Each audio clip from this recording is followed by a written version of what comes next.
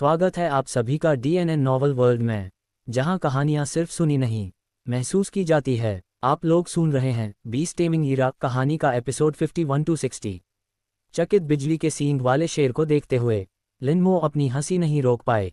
शिशु अवस्था का तो जिक्र ही नहीं, कम बुद्धि वाला क्रूर जानवर, भले ही उसका प्रतिद्वंद्वी एक बीस्ट मास्टर हो, इस स्थिति का पहली बार सामना करने पर वह शायद थोड़ा स्तब्ध रह जाएगा। और ये नियंत्रणीय शक्ति का एक शानदार उपयोग था। वैसे देखा जाए तो लिटिल वाइट के वाटर ब्लेड के निपुण स्तर पर पहुंचने के बाद ये पहली बार था जब उसका सामना किसी बराबरी के मुकाबले से हुआ था। इसलिए ये पहली बार था जब नियंत्रणीय शक्ति को वास्तव में युद्ध में इस्तेमाल किया गया था।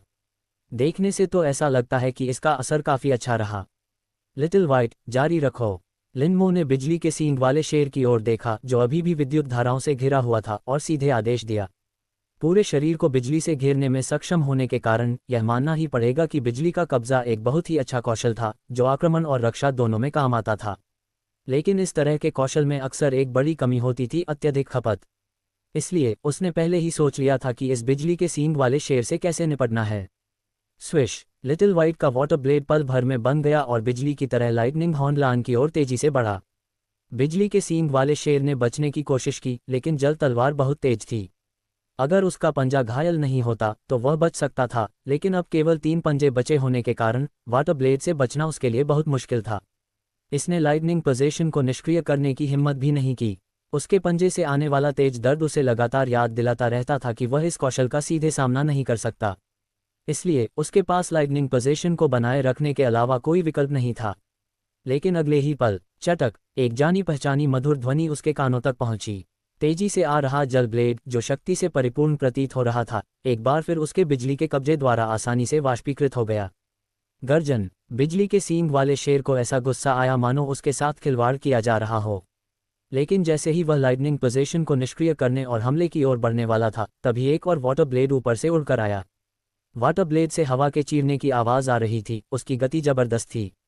बेबसी के कारण लाइटनिंग हॉर्न लान केवल लाइटनिंग पोजीशन को बनाए रखने में ही सक्षम था। परिणामस्वरूप एक रोचक दृश्य सामने आया। यदि लाइटनिंग हॉर्न लान लाइटनिंग पोजीशन बनाए रखता तो लिटिल वाइट बस दूर से उसे देखता रहता और हमला नहीं करता। लेकिन जब भी ये लाइटनिंग पोजीशन को निष्क्रिय करने की कोशिश करता तो तुरंत एक वाटर ब्लेड इसकी ओर निकल पड़ता। यह महसूस करते हुए कि लिटिल वाइट जानबूझकर उसे थका रहा था, लाइटनिंग हॉर्न लान ने लाइटनिंग पोजीशन को सक्रिय रखा और लिटिल वाइट का पीछा किया। लेकिन जब उसके पास केवल 3 पैर बचे हों तो वह 4 पैरों वाले लिटिल वाइट को कैसे पकड़ पाएगा। 3 मिनट बाद, गर्जन! बिजली के सींग वाले शेर ने अनिच्छा से दहाड़ मारी और उसके शरीर के चारों ओर की विद्युत धाराएं धीरे धीरे समाप्त हो गईं। इसकी बिजली जैसी शक्ति अपनी सीमा तक पहुंच चुकी थी और अब इसे बनाए रखना संभव नहीं था। ऐसा इसलिए था क्योंकि इन स्तरों में मौजूद क्रूर जानवर अपनी रैंक के हिसाब से सबसे मजबूत अवस्था में थे। अन्यथा लेवल 7 शिशु अवस्था के विकास रैंक के साथ बिजली का कब्जा जैसे उच्च खपत कौशल को इतने लंबे समय तक बनाए रखना असंभव होता। स्विश! जैसे ही बिजली का कब्जा समाप्त हुआ, अचानक हवा से एक जल ब्लेड प्रकट हुआ और बिजली के सींग वाले शेर की ओर बढ़ गया। गर्जन! बिजली के सींग वाले शेर ने बेबसी भरी दहाड़ लगाए और हताशा में एक तरफ हट गया। लेकिन वाटर ब्लेड की तुलना में इसकी गति अंततः थोड़ी धीमी थी। स्लैश! लाइटनिंग हॉर्न लान की पीठ पर आधा फुट लंबा, हड्डी तक गहरा घाव हो गया और तुरंत ही बड़ी मात्रा में खून बह निकला। गर्जन! बिजली के सींग वाले शेर ने दर्द भरी फुफकार निकाली, उसका शरीर लड़खड़ाने लगा, वह स्थिर खड़ा रहने में असमर्थ था। बिजली के कब्जे को बनाए रखने से इसकी लगभग सारी शक्ति समाप्त हो गई थी, और इसके पंजे और शरीर पर लगी चोटों के साथ मिलकर अब ये पूरी तरह से हताश हो चुका था। इसके बाद की लड़ाई में भी कोई रोमांच नहीं बचा था। लिटिल वाइट द्वारा 2 और वाटर ब्लेड दागने के बाद लाइटनिंग हॉर्न लान का शरीर धीरे धीरे जमीन पर गिर गया, फिर प्रकाश के बिंदुओं में परिवर्तित हो गया और गायब हो गया। उसी समय हल्के बैंगनी रंग का भंवर धीरे धीरे उभरने लगा। लिनमो के होंठों के कोने पर एक मुस्कान आ गई। लिटिल वाइट, आराम करो। अच्छे से आराम करने के बाद हम लेवल 8 के शिशु अवस्था के खूंखार राक्षस से मिलने जाएंगे। ... भूमिगत अड्डा। जब से लिनमो ने 6ठे स्तर में प्रवेश किया है, वह विशाल क्षेत्र शांत बना रहा। सबकी निगाहें सामने लगी बड़ी स्क्रीन पर दिख रहे उस नीले प्रकाश बिंदु पर टिकी हुई थीं। वे सब इंतजार कर रहे थे। वे सभी जल्द से जल्द लिनमो की नवीनतम प्रगति के बारे में जानने की उम्मीद कर रहे थे। तथापि लिनमो की तरफ से कोई नई प्रगति होने से पहले रेन युवान की तरफ से पहले एक बदलाव आया। रेन युवान का प्रतिनिधित्व करने वाला हरा प्रकाश बिंदु अचानक सियान रंग का हो गया। इससे सभी के मनोबल में थोड़ी वृद्धि हुई। प्रकाश के बिंदु का रंग नीला होने का मतलब था कि रेन युवान 5वें स्तर में प्रवेश कर चुकी थी। यह उनके लिए बहुत अच्छी खबर थी। हालांकि लिनमो पहले ही 5वां स्तर पार कर चुकी थी। चुवाननिंग के लिए जितने अधिक लोग 5वें स्तर में प्रवेश करेंगे उतना ही बेहतर होगा। रेन युवान ने चौथे स्तर को उत्तीर्ण करने में कितना समय लिया था? ली जेनकिंग ने पूछा। 6 मिनट 41.73 सेकंड, एक कर्मचारी ने बताया। परीक्षा उत्तीर्ण करने के बाद 5वें स्तर में प्रवेश करने से पहले उसने 20 मिनट और 18.65 सेकंड का आराम किया। ली जेनकिंग ने गेलियानयुए की ओर देखते हुए पूछा, क्या रेन युवान के लिए 20 मिनट का आराम काफ़ी है? गेलियानयुए ने सिर हिलाते हुए कहा, युवान की सी ग्रेड प्रतिभा के कारण उसके पालतू जानवर की रिकवरी स्पीड सामान्य से 1.5 गुना तेज है। उसका 20 मिनट का आराम दूसरों के 50 मिनट के आराम के बराबर है, ये काफ़ी होना चाहिए। तो क्या उसके पास 5वां स्तर पास करने का कोई मौका है? गेंग जिहुई ने पूछा। संभावना बहुत कम है, गेलियानयुए ने कहा। यद्यपि रेन युवान की प्रतिभा युद्ध सहनशक्ति को बढ़ा सकती है, लेकिन इससे युद्ध शक्ति में नगण्य वृद्धि होती है, इसलिए उसके लिए अपने स्तर से ऊपर के प्रतिद्वंद्वी से लड़ना बहुत मुश्किल है। ये सुनकर किसी ने कुछ नहीं कहा। कुछ स्थितियों में युद्ध सहनशक्ति बढ़ाना बहुत प्रभावी साबित हुआ और परीक्षा के समय के रिकॉर्ड को कम करने में इसने बड़ी भूमिका निभाई। लेकिन जब खुद से अधिक शक्तिशाली दुश्मन का सामना करना हो तो इसकी भूमिका बहुत सीमित हो जाती है। गंजे मोटे आदमी ने अचानक कुछ भावुक होकर कहा, काश रेन युवान भी 5 मिनट के भीतर 5वां स्तर पार कर पाती। वहां मौजूद सभी लोगों ने सहमति में सिर हिलाया। उन सभी को समझ आ गया कि उस गंजे मोटे आदमी ने ऐसा क्यों कहा था। रेन युवान की सी ग्रेड प्रतिभा को देखते हुए भले ही वह 5वां स्तर पास न कर पाए, फिर भी वह किंगयुआन अकादमी में प्रवेश पा सकती है। यही बात विभिन्न माध्यमिक विद्यालयों के उन छात्रों पर भी लागू होती थी जिनकी प्रतिभा का स्तर डी ग्रेड था। जब तक उनके परीक्षा परिणाम बहुत खराब नहीं होते थे, वे भी किंगयुआन में प्रवेश पा सकते थे। लेकिन वह प्रवेश प्रतिभा के आधार पर था, परीक्षा के माध्यम से वास्तव में स्थान अर्जित करने में अभी भी बहुत बड़ा अंतर था। प्रतिभा भाग्य पर निर्भर करती है, लेकिन उसमें परखना ही असली ताकत है। विशेषकर किसी शहर के लिए, वास्तव में परीक्षा में उत्तीर्ण होने वाले छात्रों की संख्या उस शहर के शैक्षिक स्तर को दर्शाती है। गंजे सिर वाला मोटा आदमी चुवाननिंग शहर के शिक्षा ब्यूरो का एक नेता था, इसलिए स्वाभाविक रूप से वह उम्मीद करता था कि चुवाननिंग का शिक्षण स्तर उच्चतर हो सकता है। मेयर साहब, खुशखबरी। इसी क्षण सामने खड़ा कर्मचारी अचानक उत्साह से ली जेनकिंग की ओर देखने लगा। लिनमो ने 6ठा स्तर पहले ही पार कर लिया है। तुमने क्या कहा? ली जेनकिंग चौंक गया। वहां मौजूद अन्य सभी लोग भी बोलने वाले कर्मचारी को अविश्वास भरी नजरों से देख रहे थे। लिनमो को 6ठे स्तर में प्रवेश किए कितना समय हो गया था और वह पहले ही उत्तीर्ण हो गया था। ये कैसे संभव है? लिनमो ने 6ठी परीक्षा पास कर ली है। कर्मचारी ने उन शब्दों को एक बार फिर दोहराया। अब बहुत बढ़िया। ली जेनकिंग इतना उत्साहित था कि उसकी आवाज़ थोड़ी लड़खड़ा गई। सच कहूं तो उसे इस बात की ज़्यादा उम्मीद नहीं थी कि लिनमो वास्तव में 6ठी परीक्षा पास कर पाएगा। एक और, अपने स्तर से ऊपर के प्रतिद्वंद्वी से लड़ना बेहद मुश्किल था। इसके अलावा गुप्त क्षेत्र में मौजूद सभी क्रूर जीव अपने अपने पद के चरम पर थे। दूसरी ओर 6ठे परीक्षण में प्रवेश करने से पहले लिनमो ने आराम करने के लिए जो समय लिया वह बहुत कम था। इन दोनों कारकों से लिनमो का प्रयास काफ़ी अधिक कठिन हो जाएगा। इसलिए हालांकि वह दिल से चाहता था कि लिनमो पास हो जाए, उसने मानसिक रूप से खुद को लिनमो की असफलता के लिए पहले ही तैयार कर लिया था। लेकिन उसे लिनमो से इतने बड़े आश्चर्य की उम्मीद नहीं थी। वहां मौजूद अन्य सभी लोग भी उत्साह और उमंग से भरे हुए थे। हे भगवान, 6ठी परीक्षा पास करने का मतलब है कि अगर लिनमो किंगयुआन अकादमी में प्रवेश भी कर लेता है तो उसकी रैंकिंग मध्य स्तर में ही होगी। मध्यम स्तर मुश्किल हो सकता है, लेकिन निम्न मध्यम स्तर में निश्चित रूप से कोई समस्या नहीं है। इस बच्चे का भविष्य असीमित है। एक साधारण प्रतिभा। मुझे सच में नहीं पता कि इस बच्चे ने ये कैसे कर दिखाया, इसीलिए इसे चमत्कार कहा जाता है। इस बच्चे ने सचमुच तीसरा चमत्कार कर दिखाया है। ये सचमुच एक चमत्कार है। हमारे चुवाननिंग में 6ठी परीक्षा उत्तीर्ण करना अभूतपूर्व है। वह न केवल चुवाननिंग से किंगयुआन में प्रवेश पाने वाला पहला छात्र है, बल्कि चुवाननिंग के इतिहास में 6ठी परीक्षा उत्तीर्ण करने वाला पहला उम्मीदवार भी है। लिनमो ने लगातार 2 ऐतिहासिक रिकॉर्ड बनाए हैं। प्रधानाचार्यों का समूह उत्साह से लाल हो गया था। उनके लिए लिनमो का परिणाम वास्तव में ईश्वर की ओर से मिला एक सुखद आश्चर्य था। समय। ली जेनकिंग अचानक होश में आया और जल्दी से पूछा, लिनमो को परीक्षा उत्तीर्ण करने में कितना समय लगा था? 5 मिनट 35 सेकंड और 29 मिलीसेकंड, कर्मचारी ने कहा। और लिनमो कहाँ है? क्या वह गुप्त क्षेत्र से बाहर निकल गया है? ली जेनकिंग ने फिर पूछा। वह उस व्यक्ति से मिलने के लिए बेताब था जिसने चुवाननिंग को इतिहास रचने में मदद की थी। नहीं, कर्मचारी ने कहा। नहीं, ली जेन क्विंग स्तब्ध रह गए। बाकी लोग, जो उतने ही उत्साहित थे, वे भी सामूहिक रूप से स्तब्ध रह गए। हालांकि लिनमो ने छठी परीक्षा पास कर ली थी, फिर भी वह अपनी क्षमता से ऊपर की लड़ाई लड़ रहा था। अगर वह जीत भी जाता तो यह संभवतः एक ऐसी जीत होती जिसमें नुकसान ज्यादा होता। इस समय अपने पालतू जानवर का इलाज करने के लिए गुप्त क्षेत्र से बाहर न निकलना। वह क्या करना चाहता है? गंजे मोटे आदमी ने अपने होंठ चाटे। मेरे पास एक बहुत ही साहसिक विचार है। वहां मौजूद सभी लोगों ने एक साथ गंजे मोटे आदमी की ओर देखा। उनके मन में भी एक बहुत ही साहसिक विचार आया। ली जेन किंग की पलकें थोड़ी सी फड़क उठीं। डायरेक्टर फैन, क्या आपका मतलब है कि लिनमो अभी भी 7वीं परीक्षा देने की कोशिश करना चाहता है? फैन लिन्युवान ने कहा, यही एकमात्र स्पष्टीकरण प्रतीत होता है। बाकी लोगों ने चुपचाप सिर हिलाया। वे दोनों भी यही सोच रहे थे। उफ! ली जेन किंग ने गहरी सांस ली और धीरे धीरे सांस छोड़ी। इस बच्चे में वाकई बहुत हिम्मत है।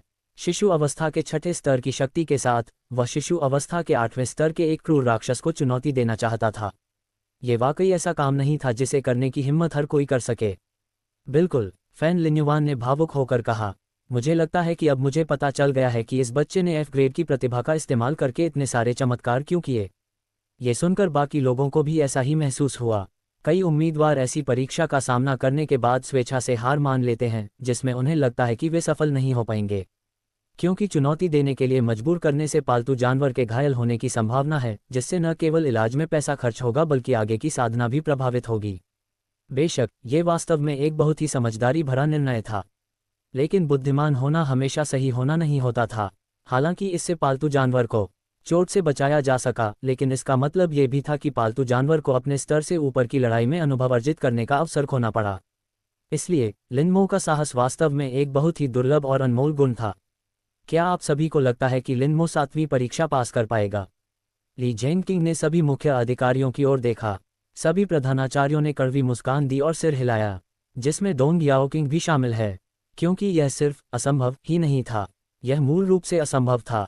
इस तथ्य को नज़रअंदाज करते हुए कि परिपक्वता की अवस्था के जितना करीब कोई पहुंचता है, रैंक दमन की शक्ति उतनी ही अधिक हो जाती है।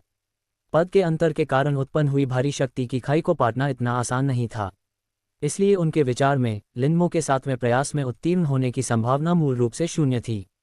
ली जेन किंग ने सिर हिलाया और कुछ नहीं कहा। दरअसल वह ये भी जानता था कि उसने जो सवाल पूछा था वह काफ़ी बेतुका था। बात बस इतनी सी थी कि लिनमो ने इससे पहले इतनी सारी असंभव चीजें हासिल कर ली थीं कि वह पूछे बिना नहीं रह सका। उसने उसके सिर को हिलाकर रख दिया। लिनमो के मामले को फिलहाल एक तरफ रखते हुए उन्होंने आगे की ओर देखा। उम्मीदवारों की वर्तमान मुकदमे की स्थिति की रिपोर्ट दें। कर्मचारी ने तुरंत जवाब दिया। फिलहाल गुप्त क्षेत्र में कुल 815 उम्मीदवार मौजूद हैं। इनमें से 801 दूसरे मुकदमे में, 12 तीसरे मुकदमे में, 0 चौथे मुकदमे में, 1 5वें मुकदमे में और 1 छठे मुकदमे में हैं। इसके अतिरिक्त गुप्त क्षेत्र से बाहर निकल चुके 21,624 लोगों में से 10,515 ने पहली परीक्षा उत्तीर्ण की, 312 ने दूसरी परीक्षा उत्तीर्ण की और शेष 10,797 लोग पहली परीक्षा उत्तीर्ण करने में असफल रहे। ली जेन किंग की आंखों में बेबसी की एक झलक दिखाई दी। ये चुवान निंग की वर्तमान वास्तविकता थी। हालांकि बीस्टमास्टर प्रवेश परीक्षा में कुल 9 चरण थे। इसके बाद के परीक्षण वास्तव में बड़े शहरों के उम्मीदवारों के लिए निर्धारित किए गए थे।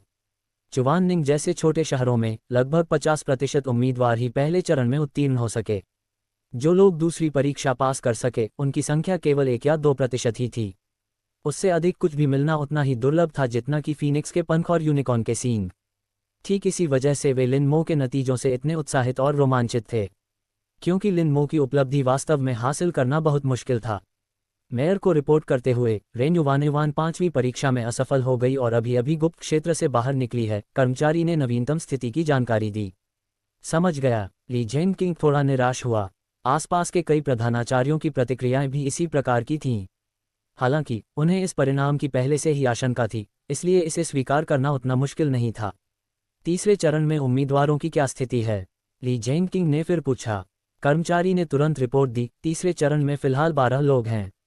इनमें से 5 पहले ही पास हो चुके हैं और आराम कर रहे हैं, जबकि बाकी 7 ने अभी तक अपनी लड़ाई पूरी नहीं की है, इसलिए परिणाम अनिश्चित हैं। वे 5 उम्मीदवार कौन हैं जो उत्तीर्ण हुए? ली जेन किंग की आंखों में हल्की सी मुस्कान थी। परीक्षा अभी समाप्त नहीं हुई थी और 5 लोग पहले ही तीसरे चरण में उत्तीर्ण हो चुके थे। ये संख्या पिछले वर्षों की तुलना में अधिक थी। समय के क्रम में वे हैं गु हेनिंग, गोंग जू, लू किंग यांग, सन लेई और फू चेंगली। ली जेनकिंग ने प्रधानाचार्यों की ओर देखा। इन सभी छात्रों में डी ग्रेड की प्रतिभा है ना? सभी प्रधानाचार्यों ने एक साथ सहमति में सिर हिलाया।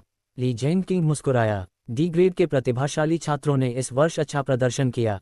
इससे पता चलता है कि हमारे चुवाननिंग में शिक्षण स्तर में वाकई सुधार हुआ है। डी ग्रेड प्रतिभा के छात्र यदि दूसरी परीक्षा उत्तीर्ण कर लेते हैं तो वे किंगयुआन अकादमी में प्रवेश कर सकते हैं। यदि वे तीसरे चरण में भी सफल हो जाते हैं तो प्रवेश के बाद उनकी रैंकिंग में काफ़ी सुधार होगा। चुवाननिंग में पिछले वर्षों में इस वर्ष की तुलना में तीसरे चरण को पास करने वाले डी ग्रेड उम्मीदवारों की संख्या उतनी नहीं थी। फैन लिन्युआन ने सिर हिलाया।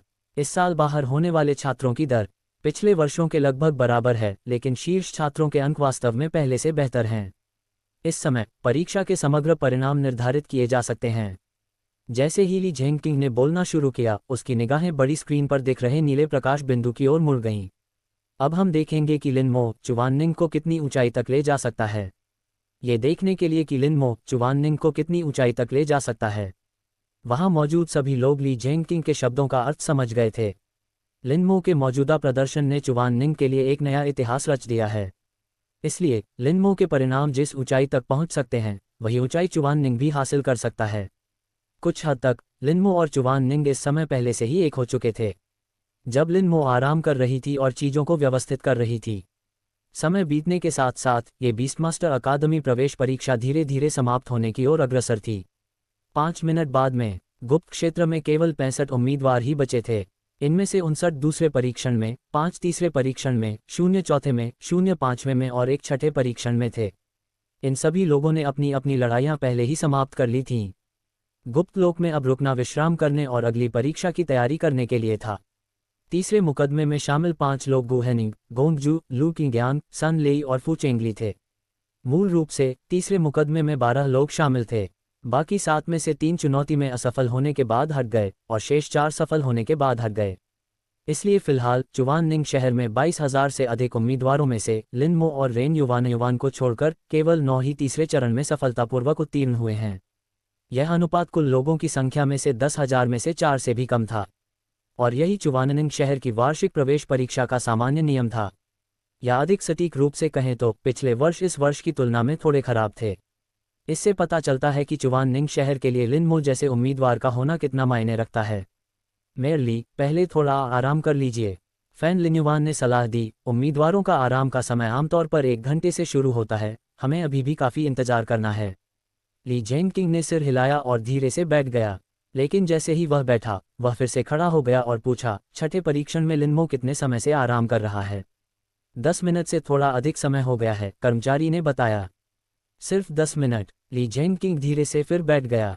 मुझे ऐसा क्यों लग रहा है कि बहुत समय बीत चुका है? वहां मौजूद अन्य लोगों की भी यही राय थी। जब से उन्हें पता चला कि लिनमो 7वीं परीक्षा का सामना करने का इरादा रखती है, तब से समय असाधारण रूप से लंबा लगने लगा था। वे आशा करते थे कि लिनमो अच्छी तरह से आराम करेगी, फिर भी वे ये भी आशा करते थे कि समय तेजी से बीत जाए। उनकी भावनाएं बहुत विरोधाभासी थीं।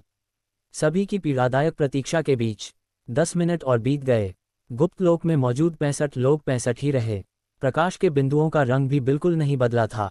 सभी लोग अभी भी आराम कर रहे थे, क्योंकि गुप्त क्षेत्र में मौजूद लोगों को आगे अतिस्तरीय चुनौतियों का सामना करना था, इसलिए किसी ने भी लापरवाही बरतने की हिम्मत नहीं की।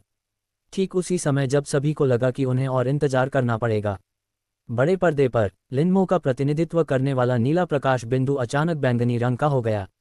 मेयर ली, लिनमो 7वें मुकदमे में प्रवेश कर चुका है, सामने खड़े कर्मचारी ने तुरंत बोलकर उसे सतर्क कर दिया। तारांकन स्विश, तारांकन। ली जेनकिंग समेत वहां मौजूद सभी लोगों ने एक साथ अपनी निगाहें बड़ी स्क्रीन की ओर घुमा लीं। हर चेहरे पर तनाव और गंभीरता झलक रही थी। वह क्षण आ चुका था जो चुवाननिंग की ऊंचाई निर्धारित करेगा। गुप्त क्षेत्र, 7वां मुकदमा। यह एक छोटी सी घाटी थी। घाटी हरी भरी वनस्पतियों से भरी हुई थी, जंगली फूल बहुतायत में खिले हुए थे और एक छोटी सी धारा उसमें से बह रही थी, एक जीवन दृश्य।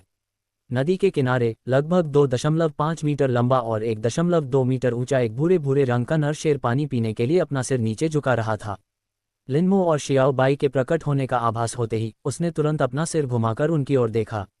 इसके माथे पर मौजूद बैंगनी रंग का एक सींग, जो लगभग 1 फुट लंबा था और बिजली की हल्की सी झिलमिलाहट से जगमगा रहा था, देखने में बेहद आकर्षक लग रहा था। लिनमो की निगाहें थोड़ी सिकुड़ गईं। लेवल 7 शिशु अवस्था लाइटनिंग हॉर्न लान की लंबाई 2 मीटर से भी कम थी, लेकिन लेवल 8 के इस शिशु अवस्था वाले जीव की लंबाई वास्तव में बढ़कर 2.5 मीटर हो गई थी। अधिकांश मामलों में एक क्रूर जानवर का शरीर उसकी ताकत के अनुपात में होता था। दूसरे शब्दों में, ये लेवल 8 शिशु अवस्था है। लाइटनिंग हॉर्न लान की ताकत पिछले लेवल 7 वाले की तुलना में कहीं अधिक होगी। इससे लिन मो थोड़ी हिचकिचा गई। शाओ बाई शिशु अवस्था के छठे स्तर पर है, जिसकी वर्तमान में शरीर की लंबाई मात्र 1.5 मीटर और ऊंचाई 1 मीटर से कम है। इस तरह के शियाओ बाई को लेवल 8 लाइटनिंग हॉर्न लान के साथ रखना एल और XXL के बीच के अंतर जैसा था। अंतर बहुत बड़ा था। उन्हें चिंता थी कि अगर वे चुनौती जारी रखते हैं तो जियाओ बाई गंभीर रूप से घायल हो सकता है। लेकिन उन्होंने तुरंत इस विचार को खारिज कर दिया। एक बीस्टमास्टर का पालतू जानवर अपने जीवन में अनगिनत लड़ाइयों से गुजरता है, इसलिए उसे चोट लगना नामुमकिन नहीं था। अगर इस बार भी वह वाकई नाकाम रहा और उसे चोट लग गई, तो समझ लेना कि तुमने शियाओ बाई को चोट का स्वाद चखा दिया। आखिरकार शियाओ बाई को बचपन से लेकर अब तक कभी चोट नहीं लगी थी। शाओ बाई, चुपके से, लिनमो ने आदेश दिया और फिर तेजी से पीछे हट गया। औपचारिक रूप से बीस्टमास्टर बनने से पहले बीस्टमास्टर स्वयं बहुत नाजुक होते थे, इसलिए युद्ध के दौरान उसे सबसे पहले अपनी सुरक्षा सुनिश्चित करनी होती थी। लिनमो का आदेश सुनते ही शियाओ बाई की आकृति तुरंत धीरे धीरे गायब होने लगी। गर्जन। नदी किनारे पानी पी रहे बिजली के सींग वाले शेर ने ये देखा और तुरंत एक धीमी सी गुर्राहट निकाली, जबकि उसकी आंखों में स्पष्ट रूप से तिरस्कार का भाव दिखाई दिया। लिनमो के चेहरे पर फिर से तनाव आ गया। इस तरह के मानवीय भाव से यह संकेत मिलता है कि इस बिजली के सींग वाले शेर की बुद्धि कम नहीं थी। इस दुश्मन से निपटना वाकई आसान नहीं था, लेकिन एक बार तीर चल जाने के बाद पीछे हटने का कोई रास्ता नहीं था। चून की लड़ाई पहले ही शुरू हो चुकी थी, इसलिए वह केवल आगे बढ़ सकता था। अपने विचारों का उपयोग करते हुए उसने जियाओ बाई को धीरे चलने का संकेत दिया और बिजली के सींग वाले शेर का सावधानीपूर्वक अवलोकन किया ताकि उसकी कोई कमजोरी खोज सके। चटकने की आवाज। तारांकन। अचानक बिजली के सींग वाले शेर के एक सींग से बिजली का एक झटका निकला और उस स्थान की ओर उड़ गया जहां जियाओ बाई स्थित था। बचो, लिनमो ने बिना किसी झिझक के आदेश दिया। अपनी गुप्त अवस्था में जियाओ बाई ने बिना किसी झिझक के तुरंत एक तरफ छलांग लगाई और उस हमले से बच गया। हालांकि जिस इलाके में ये कुछ देर पहले था, वह बिजली गिरने से पूरी तरह जलकर काला हो गया था, और साथ ही साथ बिजली के सींग वाले शेर के एक सींग पर धारा केंद्रित हुई और फिर बिजली का एक और झटका निकला, जिसका लक्ष्य वह क्षेत्र था जहां जियाओ बाई इस समय मौजूद था। लेकिन इस समय जियाओ बाई अभी भी अपनी गुप्त अवस्था में था। कितनी गहरी समझ है, लिनमो मन ही मन हैरान रह गई। गुप्त क्षेत्र में हवा नहीं थी, चाहे जियाओ बाई कितनी भी धीमी गति से चले, वह अपने पीछे निशान छोड़ ही जाता था। लेकिन ये पहली बार था जब जियाओ बाई को स्टील्थ मोड में रहते हुए पकड़ा गया था। चटकने की आवाज। तारांकन। शाओ बाई ने एक बार फिर चकमा दिया और बिजली के झटके से घास का एक और हिस्सा झुलसकर काला हो गया। लिनमो ने दांत पीसते हुए कहा, शाओ बाई, पलटवार करो। चून की छुपकर काम करने पर भी इसका पता चल जाएगा, इसलिए बस छुपकर काम करने का तरीका इस्तेमाल न करें। तारांकन स्विश। तारांकन। एक जलधारा अचानक प्रकट हुई और बिजली के सींग वाले शेर की ओर तेजी से बढ़ी। आने वाले वाटर ब्लेड का सामना करते हुए लाइटनिंग हॉर्न लान का जवाबी हमला भी अत्यंत सीधा था, जिसने तुरंत बिजली का एक और बोल्ट दागा। न्यूनतम शक्ति। लिनमो के मन में यह विचार आया। अगले ही पल वाटर ब्लेड और बिजली का मिलन हवा में हुआ। चटकने की आवाज। तारांकन। बिजली में झिलमिलाहट हुई। शाओ बाई की जल तलवार पल भर में पूरी तरह से वाष्पीकृत हो गई और बिजली का वह झटका सीधे विस्फोटित होकर शून्य लोक में बिखर गया, फिर गायब हो गया। ये दृश्य, इससे लिनमो की आंखें चमक उठीं। ऐसा प्रतीत होता है कि उसने इस बिजली के सींग वाले शेर से निपटने का एक तरीका ढूंढ लिया है। लिनमो द्वारा सोची गई विधि सारतः एक प्रकार का निरंतर और निरंतर चलने वाला युद्ध था। हालांकि गुप्त क्षेत्र में मौजूद क्रूर जानवर अपनी रैंक के हिसाब से सबसे मजबूत अवस्था में थे, लेकिन यह उनकी विकास अवस्था को दर्शाता है। उनकी कौशल दक्षता को प्रवेश स्तर पर निर्धारित किया गया था। दूसरे शब्दों में कहें तो शिशु अवस्था वाला ये level 8 lightning horn Lan Xiao Bai की तरह अपनी क्षमताओं की शक्ति को नियंत्रित नहीं कर सकता था। ये शियाओ बाई के लिए एक अवसर था। शाओ बाई, लगातार जल ब्लेड से हमला करो। लिनमो ने सीधे आदेश दिया। जियाओ बाई लिनमो की आत्मा से जुड़ा हुआ था और उसने तुरंत उसका मतलब समझ लिया और बिना किसी झिझक के जल तलवार चला दी। गर्जन। बिजली के सींग वाले शेर ने धीमी सी गुर्राहट निकाली। आती हुई जल तलवार को देखते हुए उसकी आंखों में तिरस्कार और भी स्पष्ट होता चला गया। पिछले कौशल मुकाबले में इसे पूर्ण बढ़त हासिल थी, इसलिए उसके दृष्टिकोण से उससे पहले मौजूद ये छोटा बाघ केवल मृत्यु की तलाश में था। उसके माथे पर स्थित एक सींग से विद्युत धाराएं प्रवाहित हुईं और फिर बिजली का एक और झटका लगा। चटक। बिजली और वाटर ब्लेड के आपस में टकराने से एक जोरदार धमाका हुआ। वाटर ब्लेड पल भर में वाष्पीकृत हो गया और बिजली भी फट गई, जो हवा में बिखर गई। लेकिन अगले ही पल शून्य लोक से एक और जल ब्लेड निकला और बिजली के सींग वाले शेर की ओर उड़ने लगा। गर्जन। बिजली के सींग वाले शेर ने क्रोध में दहाड़ मारी। यह शाओ बाई के बार बार किए गए हमलों से क्रोधित हो गया था। इस बार इसने शियाओ बाई से सीधे टकराव के लिए लगातार कौशल का प्रयोग नहीं किया। इसके बजाय इसने पहले जल तलवार से बचाव किया और फिर अपना कौशल प्रयोग किया। चटक। शून्य लोक में बिजली चकाचौंध कर देने वाली रोशनी के साथ चमकी और सीधे शियाओ बाई की ओर बढ़ी। ज़ियाओ बाई ने भी इसी तरह अपने शरीर को झटकते हुए चकमा दिया, फिर कोई कमजोरी न दिखाते हुए एक और जल ब्लेड दागा। दोनों पक्षों के बीच इसी तरह 10 से अधिक दौर तक आरोप प्रत्यारोप का सिलसिला चलता रहा। थंडर स्ट्राइक और वाटर ब्लेड के कारण घाटी की घास जगह जगह से गड्ढेदार और झुलसी हुई थी। हालांकि इस सब के लिए जिम्मेदार दोनों मुख्य पात्र पूरी तरह से सुरक्षित थे। शियाओ बाई के एक और जल तलवार के हमले से बचने के बाद बिजली के सींग वाला शेर रुक गया और उसने हमला करना बंद कर दिया। उसे अचानक एक समस्या का एहसास हुआ। लगातार इतनी बार कौशल का प्रदर्शन करने के बाद उसे भी थोड़ी थकान महसूस होने लगी थी। लेकिन उसके सामने बैठा व्यक्ति अभी भी उतना ही जोशीला और ऊर्जावान दिख रहा था जितना कि शुरुआत में था, मानो उन कौशलों को छोड़ने का उस पर कोई असर ही न पड़ा हो। इससे लाइटनिंग हॉर्न लान की आंखों में व्याप्त तिरस्कार धीरे धीरे सावधानी में परिवर्तित हो गया। इस मुकाम तक संघर्ष करने के बाद अब वह इस छोटे से जीव को अपनी नज़रों में नीचा नहीं दिखा सकता था। शाओ बाई, अब से सावधान रहना। लिन मो ने मन ही मन तुरंत चेतावनी दी। हालांकि लड़ाई काफी देर तक चली थी, लेकिन लाइटनिंग हॉर्न लान की प्रतिक्रिया को देखते हुए असली लड़ाई शायद अभी शुरू ही हुई थी। गर्जन। ज़ियाओ बाई ने जवाब में गुर्राते हुए संकेत दिया कि वह समझ गया था। उसे ये भी पता था कि उसकी रैंक प्रतिद्वंदी से काफी कम है, इसलिए उसने जरा सी भी लापरवाही करने की हिम्मत नहीं की। गर्जन। तभी अचानक बिजली के सींग वाले शेर ने धीमी सी गुर्राहट निकाली, फिर अपने चारों पंजे हिलाए और तेज गति से शियाओ बाई की ओर दौड़ पड़ा। यह महसूस करते हुए कि लगातार कौशल का प्रदर्शन करने से बहुत अधिक ऊर्जा खर्च होती है, इसने शारीरिक युद्ध का रास्ता अपना लिया। इसका शरीर आकार में शियाओ बाई से पूरे 2 गुना बड़ा था। शारीरिक लड़ाई में निश्चित रूप से इसे बढ़त हासिल थी।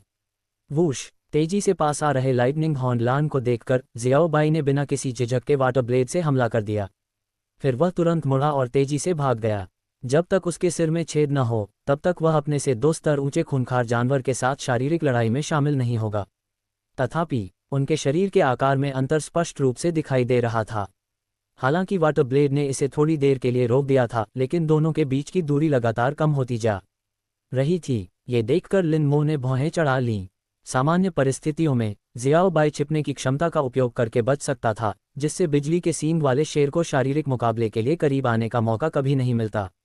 लेकिन द इल्यूजन में ये तरीका स्पष्ट रूप से काम नहीं करेगा। वर्तमान स्थिति शियाओ बाई के लिए बहुत प्रतिकूल थी। मुझे कोई रास्ता निकालना ही होगा, नहीं तो अगर यही चलता रहा तो शियाओ बाई निश्चित रूप से हार जाएगा। लिन मो के दिमाग में ये विचार तेजी से दौड़ रहे थे। बहुत जल्दी ही उसने एक योजना सोची और मन ही मन में शियाओ बाई को बता दी। गर्जन। दौड़ते हुए ज़ियाओ बाई ने धीमी सी गुर्राहट निकाली और अचानक रुक गया, फिर पीछा कर रहे बिजली के सींग वाले शेर पर जल तलवार से हमला किया। चटक। लाइटनिंग हॉर्न लान ने सीधे बिजली की एक चमक से पलटवार किया, लेकिन शियाओ बाई की ओर उसकी गति एक पल के लिए भी नहीं रुकी। जल की तलवार और बिजली हवा में ही टकरा गईं। जो दृश्य पहले ही एक दर्जन बार दोहराया जा चुका था, वह एक बार फिर सामने आ गया। वाटर ब्लेड पल भर में वाष्पीकृत हो गया, जबकि बिजली कड़की और हवा में बिखर गई। एक ही समय पर बिजली के सींग वाला शेर अंततः शियाओ बाई तक पहुंच गया और अपने एक अगले पंजे से सीटी जैसी आवाज निकालते हुए वह शियाओ बाई के सिर की ओर जोर से टकराया। इस बिजली के सींग वाले शेर के आकार और ताकत को देखते हुए अगर इसका पंजा मजबूती से लग जाए तो शियाओ बाई की खोपड़ी शायद फट जाएगी। हालांकि ऑरा के इस दबाव वाले हमले का सामना करते हुए ज़ियाओ बाई पीछे नहीं हटे। इसने अपनी स्थिति में केवल थोड़ा सा बदलाव किया, जिससे इसका सिर बच गया और शरीर से वार सह लिया। टकराना। बिजली के सींग वाले शेर का पंजा शियाओ बाई की पीठ पर जोर से पड़ा, जिससे शियाओ बाई लड़खड़ा गया और लगभग जमीन पर गिर पड़ा। इसके तुरंत बाद लाइटनिंग हॉर्न लान के पंजों से नुकीले पंजे निकले और उसने जोरदार हमला किया। फाड़ना। शियाओ बाई की बर्फीली नीली पीठ पर 1 इंच गहरे 5 गहरे घाव हो गए थे और उनसे तुरंत लाल खून बहने लगा। गर्जन। ज़ियाओ बाई दर्द से कराह उठा, उसका शरीर बेजान होकर जमीन पर गिर पड़ा। लेकिन उस क्षण इससे पहले अचानक बिना किसी चेतावनी के एक जल तलवार प्रकट हुई और पलक झपकते ही बिजली के सींग वाले शेर के पैर पर वार कर गई। ये वही तरीका था जो लिन मो के दिमाग में अभी अभी आया था।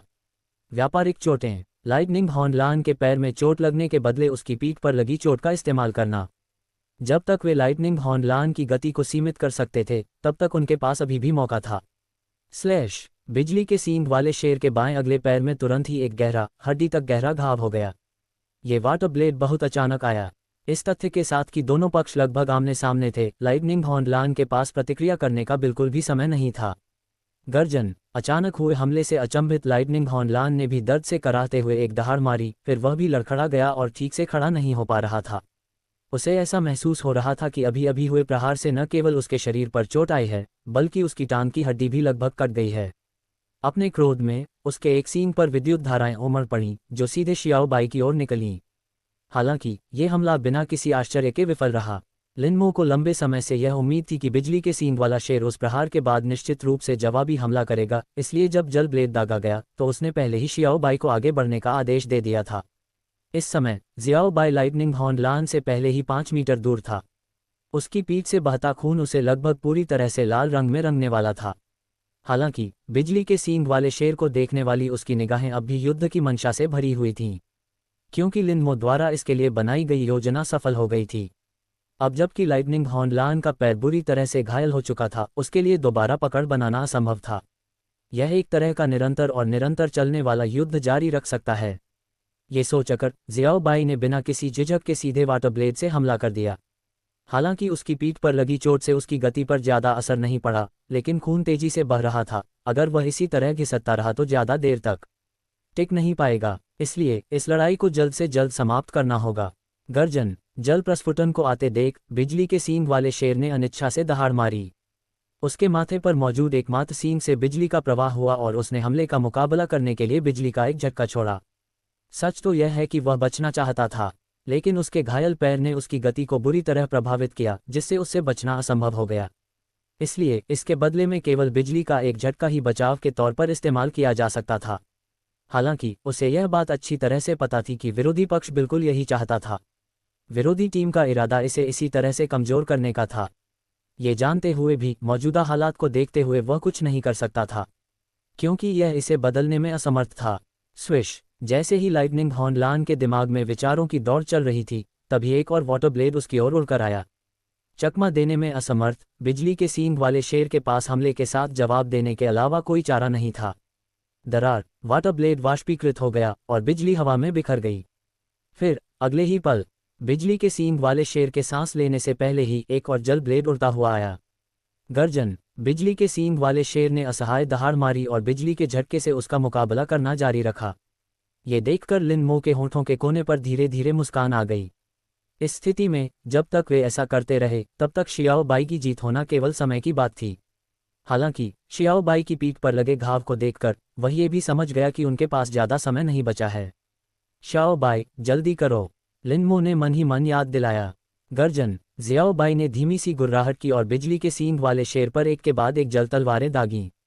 इस तरह के आक्रमण का सामना करते हुए लाइटनिंग हॉर्न लान के पास जवाबी कार्रवाई के लिए बार बार थंडर स्ट्राइक का उपयोग करने के अलावा कोई विकल्प नहीं था। कुछ देर के लिए गुप्त क्षेत्र में चटकने की आवाज गूंजती रही। स्क्वेल्च। जैसे ही शियाओ बाई ने अपना 32वां वाटर ब्लेड चलाया, चटकने की आवाज अचानक एक परिचित काटने की आवाज में बदल गई। एक जल ब्लेड बिना किसी प्रतिरोध के बिजली के सींग वाले शेर के चेहरे पर जा गिरा। हालांकि न्यूनतम शक्ति पर होने के कारण इसने लाइटनिंग हॉर्न लान के चेहरे पर केवल एक छोटा सा मामूली चीरा ही लगाया। इस दृश्य को देखकर शियाओ बाई और बिजली के सींग वाला शेर दोनों एक पल के लिए स्तब्ध रह गए।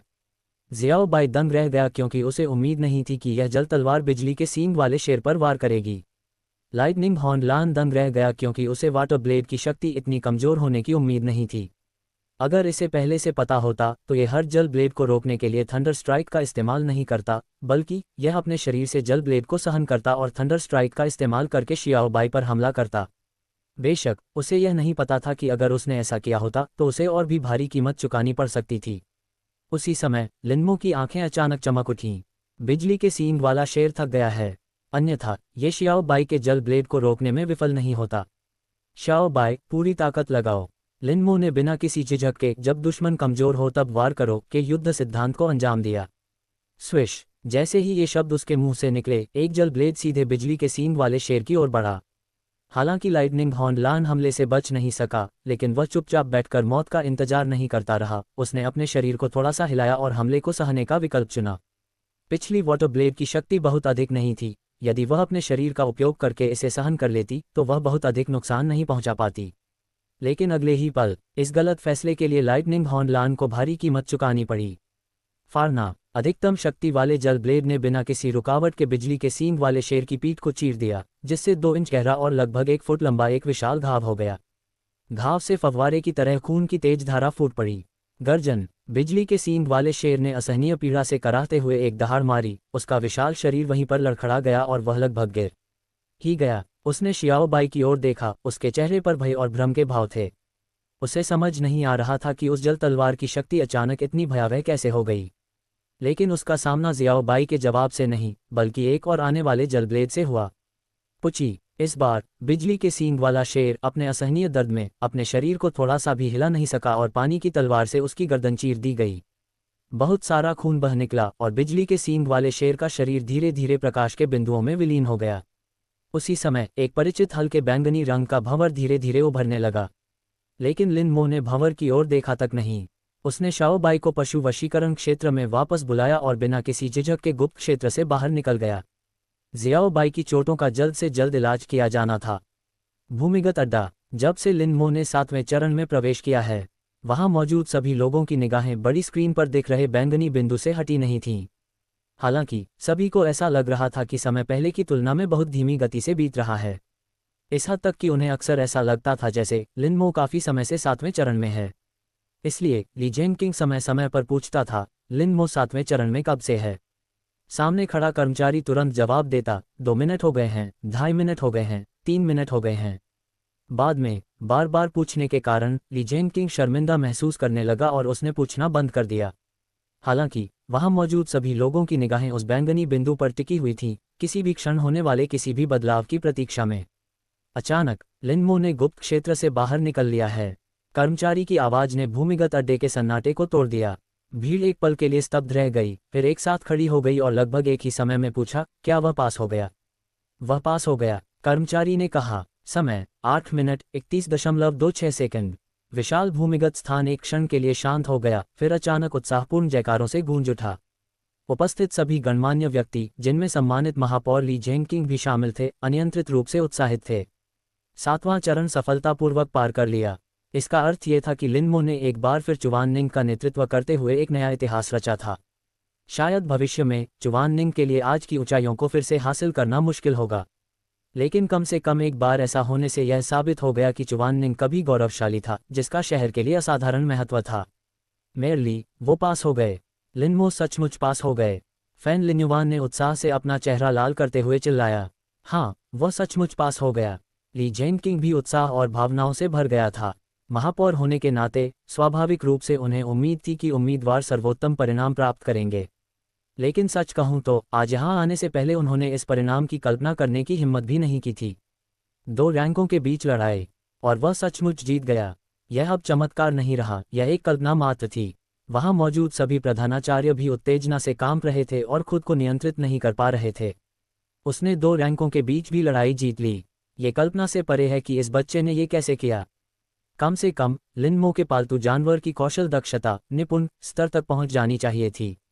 एक औसत दर्जे का प्रतिभाशाली व्यक्ति 3 महीने में रैंक 6 तक पहुंच गया, और यहां तक कि एक कौशल को निपुण स्तर तक भी पहुंचा दिया। ऐसे उच्च प्रतिभाशाली उम्मीदवारों को कैसा महसूस होना चाहिए? सचमुच, अगर दूसरे लोग खुद की तुलना लिन मो से करेंगे तो शायद वे शर्म से मर जाएंगे। अब मुझे पक्का शक है कि अवेकनिंग फॉर्मेशन ने वाकई में गलती की है। ये सच है कि इस तरह का असाधारण परिणाम हासिल करना किसी साधारण प्रतिभा वाले व्यक्ति के लिए संभव नहीं है। अभी ज़्यादा मत सोचो, ली जेनकिंग ने बीच में ही टोकते हुए कहा। उसकी प्रतिभा का वास्तविक स्तर क्या है, ये तो हमें लिन मो के किंग्युआन अकादमी जाने के बाद अपने आप पता चल जाएगा। हमारी वर्तमान प्राथमिकता इस बात पर सावधानीपूर्वक विचार करना है कि लिन मो को किस प्रकार का पुरस्कार दिया जाए। ये सवाल सुनकर सभी बड़े अधिकारी गहन चिंतन में डूब गए। पिछले वर्षों में चुवाननिंग द्वारा शीर्ष स्कोरर को दिया जाने वाला आधिकारिक पुरस्कार केवल 2 से 3 मिलियन चीनी युआन था। लेकिन लिन मो के लिए, जिन्होंने चुवाननिंग के लिए बार बार इतिहास रचा था, 2 या 3 मिलियन स्पष्ट रूप से पर्याप्त नहीं थे। इसलिए लिन मो को दिए जाने वाले पुरस्कार पर सावधानीपूर्वक विचार करने की आवश्यकता थी। मन ही मन निकास्ट सोचते हुए लिनमो की आंखों के सामने प्रकाश और छाया झिलमिला उठे और वह जल्द ही उस गुफा में प्रकट हो गया जहां वह गुप्त क्षेत्र में प्रवेश करने से पहले था। गुफा की दीवार पर समय और स्थान के माध्यम से एक प्रवेश द्वार के समान दिखने वाला वह बैंगनी रंग का भंवर अभी भी धीरे धीरे घूम रहा था, जो ये दर्शाता था कि परीक्षा अभी समाप्त नहीं हुई थी। यदि आपका पालतू जानवर घायल हो जाता है तो आप मुफ्त इलाज के लिए बेस के चिकित्सा केंद्र जा सकते हैं, यदि नहीं तो बेस के मुख्य द्वार पर प्रतीक्षा करें। भंवर के बगल में खड़े कर्मचारी ने उसे याद दिलाया। धन्यवाद। लिनमो ने सिर हिलाया और जाने के लिए मुड़ गई। गुफा के बाहर लौकी के आकार की छोटी घाटी से गुजरते हुए लिनमो जल्दी से बेस के चिकित्सा केंद्र पर पहुंच गया। यहाँ कई परीक्षार्थी अपने पालतू जानवरों का इलाज करवा रहे थे। हालांकि पहले से ही तैयारियां कर ली गई थी, इसलिए चिकित्सा संबंधी सुविधाओं वाले पर्याप्त बीस्टमास्टर उपलब्ध थे। लिनमो के मेडिकल स्टेशन पहुंचते ही एक कर्मचारी उसे इलाज कक्ष में ले गया। पालतू जानवर को किस तरह की चोट लगी? शारीरिक आघात, बिजली का झटका या दोनों? उपचार कक्ष में मौजूद कर्मचारी ने सीधे पूछा। शारीरिक आघात, लिनमो ने कहा। क्या ये निश्चित रूप से केवल शारीरिक आघात है, बिजली का झटका नहीं लगा? इन दोनों प्रकार की चोटों के उपचार के तरीके अलग अलग हैं, कर्मचारी ने उसे याद दिलाया। पुष्टि हो गई, ये सिर्फ शारीरिक आघात है, लिनमो ने कहा। कर्मचारी ने लिनमो को बेहद हैरानी भरी नजरों से देखा। क्योंकि गुप्त लोक का क्रूर जानवर बिजली के सींगों वाला शेर था, इसलिए उपचार के लिए यहाँ लाए गए अधिकांश पालतू जानवर बिजली के झटके या बिजली के झटके और शारीरिक आघात के संयोजन से पीड़ित थे। ये पहली बार था जब उसका सामना लिनमो जैसे किसी व्यक्ति से हुआ था जिसके पालतू जानवर को केवल शारीरिक चोटें ही आई थीं। शारीरिक चोटों का इलाज अपेक्षाकृत आसान होता है। कर्मचारी ने लिनमो के लिए एक फॉर्म भरा। ये फॉर्म लीजिए और उपचार कक्ष 7 में जाए। लिनमो ने उन्हें धन्यवाद दिया और फिर तेजी से उपचार कक्ष 7 की ओर चल पड़ी। अंदर लगभग 30 वर्ष की एक महिला बीस्टमास्टर थी जिसने सफ़ेद लैब कोट पहन रखा था। उसके बगल में एक शेल्फ पर बास्केटबॉल के आकार का एक जीव बैठा था जो सफ़ेद तितली जैसा दिखता था। नाम, फॉस्फोरस तितली। विशेषता, प्रकाश। योग्यता, अज्ञात। Race rank, tier 3 intermediate. जन्मजात कौशल, उपचार मध्यवर्ती। विकास क्रम, प्रारंभिक अवस्था परिपक्व। लिनमो ने फॉस्फोरस तितली को कुछ जिज्ञासा से देखा। ये पहली बार था जब उसने उपचार करने की क्षमता वाला कोई पालतू जानवर देखा था। उसी क्षण महिला बीस्टमास्टर ने भी लिनमो को देखा और तुरंत पुकार कर कहा, अगर आप इलाज के लिए आए हैं तो अंदर आ जाए। बस पालतू जानवर को जमीन पर रख दीजिए। लिनमो ने सिर हिलाया, समनिंग फॉर्मेशन बनाने की औपचारिकताएं पूरी की और शियाओ बाई को बुलाया। इस समय जियाओ बाई इतना खून खो चुका था कि उसमें खड़े होने की भी ताकत नहीं थी। वह प्रकट होते ही फर्श पर गिर पड़ा। जब महिला बीस्टमास्टर ने शियाओ बाई की पीठ पर घाव देखा तो उसका चेहरा तुरंत बदल गया। उसे इतनी गंभीर चोट कैसे लगी? ये दिन भर में देखी गई सबसे गंभीर चोट थी। हालांकि शारीरिक आघात और बिजली के झटके का संयोजन इलाज करने में अधिक परेशानी भरा था, लेकिन गंभीरता के मामले में यह उससे कहीं पीछे था जो उसने अपने सामने देखा था। लिनमो के जवाब का इंतजार किए बिना उसने तुरंत आदेश दिया, फॉस्फोरस बटरफ्लाई, हील करो। स्विश। उसके आदेश का पालन करते हुए शेल्फ पर बैठी फॉस्फोरस तितली ने धीरे से अपने पंख फड़फड़ाए। उसके पंखों से सफ़ेद रोशनी की एक किरण निकली और शियाओ बाई की पीठ पर लगे घाव पर जा गिरी। फिर नग्न आंखों से दिखाई देने वाला शियाओ बाई की पीठ पर मौजूद गहरा घाव धीरे धीरे भरने लगा। इस दृश्य को देखकर लिनमो की आंखें थोड़ी चौड़ी हो गईं। यदि ऐसी चिकित्सा तकनीक पृथ्वी पर लाई जाए तो यह निश्चित रूप से बेहद लाभदायक होगी। 2 मिनट बाद सफ़ेद रोशनी धीरे धीरे फीकी पड़ गई और इस समय तक जियाओ बाई के घाव में केवल लगभग 1/8वें हिस्से की ही रिकवरी हुई थी। महिला बीस्टमास्टर ने जरा भी संकोच नहीं किया और एक और आदेश दिया। फिर सफ़ेद रोशनी की एक और किरण शियाओ बाई की पीठ पर पड़ी। ये प्रक्रिया 9 बार दोहराई गई। लगभग 20 मिनट बाद शियाओ बाई की पीठ पर लगा घाव आखिरकार पूरी तरह से ठीक हो गया।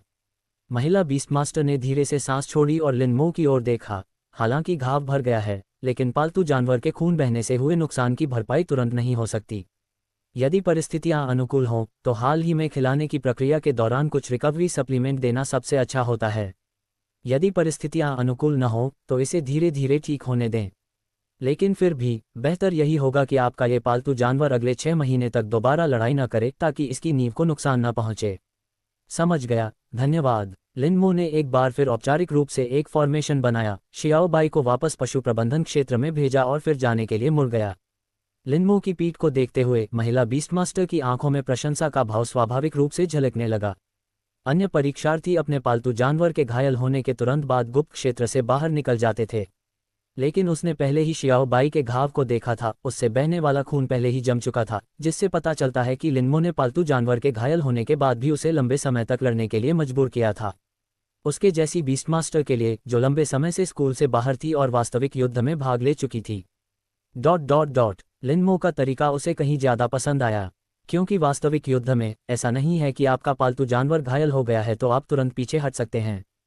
कभी कभी भले ही इसका मतलब गंभीर चोट या यहाँ तक कि मौत का जोखिम उठाना हो, फिर भी लड़ना जारी रखना चाहिए।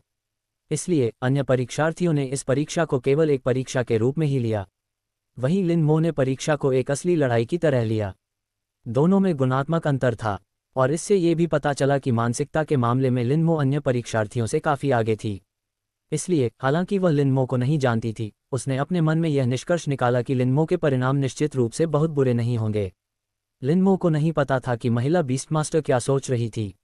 मेडिकल रूम से निकलने के बाद उन्होंने कर्मचारियों के निर्देशों का पालन किया और बेस के मुख्य द्वार पर पहुंचे। परीक्षा से पहले की व्यवस्था के अनुसार परीक्षा समाप्त होने के बाद सभी को गेट पर इंतजार करना था और फिर उनके संबंधित स्कूल एक साथ जाने के लिए वाहनों की व्यवस्था करेंगे। लिनमो, जैसे ही वह मुख्य द्वार पर पहुंचा, रेन युवान तेजी से उसकी ओर बढ़ी। तुम इतनी जल्दी गुप्त क्षेत्र से बाहर क्यों निकल गए? क्या तुम्हारा पालतू जानवर घायल है? उनकी समझ के अनुसार लिनमो को सबसे आखिर में सामने आना चाहिए था, लेकिन उसे अभी अभी जो जानकारी मिली थी उसके अनुसार गुप्त लोक में अभी भी 60 से अधिक लोग मौजूद थे। हाँ, पालतू जानवर घायल हो गया। लिनमो ने सिर हिलाया। ये तो बहुत दुख की बात है। रेन युवान ने आह भरी। अगर चोट न लगी होती तो तुम्हारी ताकत के साथ तुम कम से कम 5वां चरण तो पार कर ही सकते थे। 5वां चरण? लिनमो का चेहरा थोड़ा अजीब सा लग रहा था। हाँ, रेन युवान ने लिनमो की असामान्य स्थिति पर ध्यान नहीं दिया। मैं 5वें चरण में असफल हो गई, लेकिन मुझे लगता है कि तुम्हारी ताकत के साथ तुम इसे निश्चित रूप से पास कर सकती थी।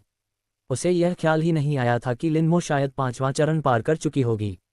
ऐसा नहीं था कि वह अहंकारी थी, ऐसा इसलिए था क्योंकि उसकी प्रतिभासी रैंक त्वरित पुनर्प्राप्ति की थी।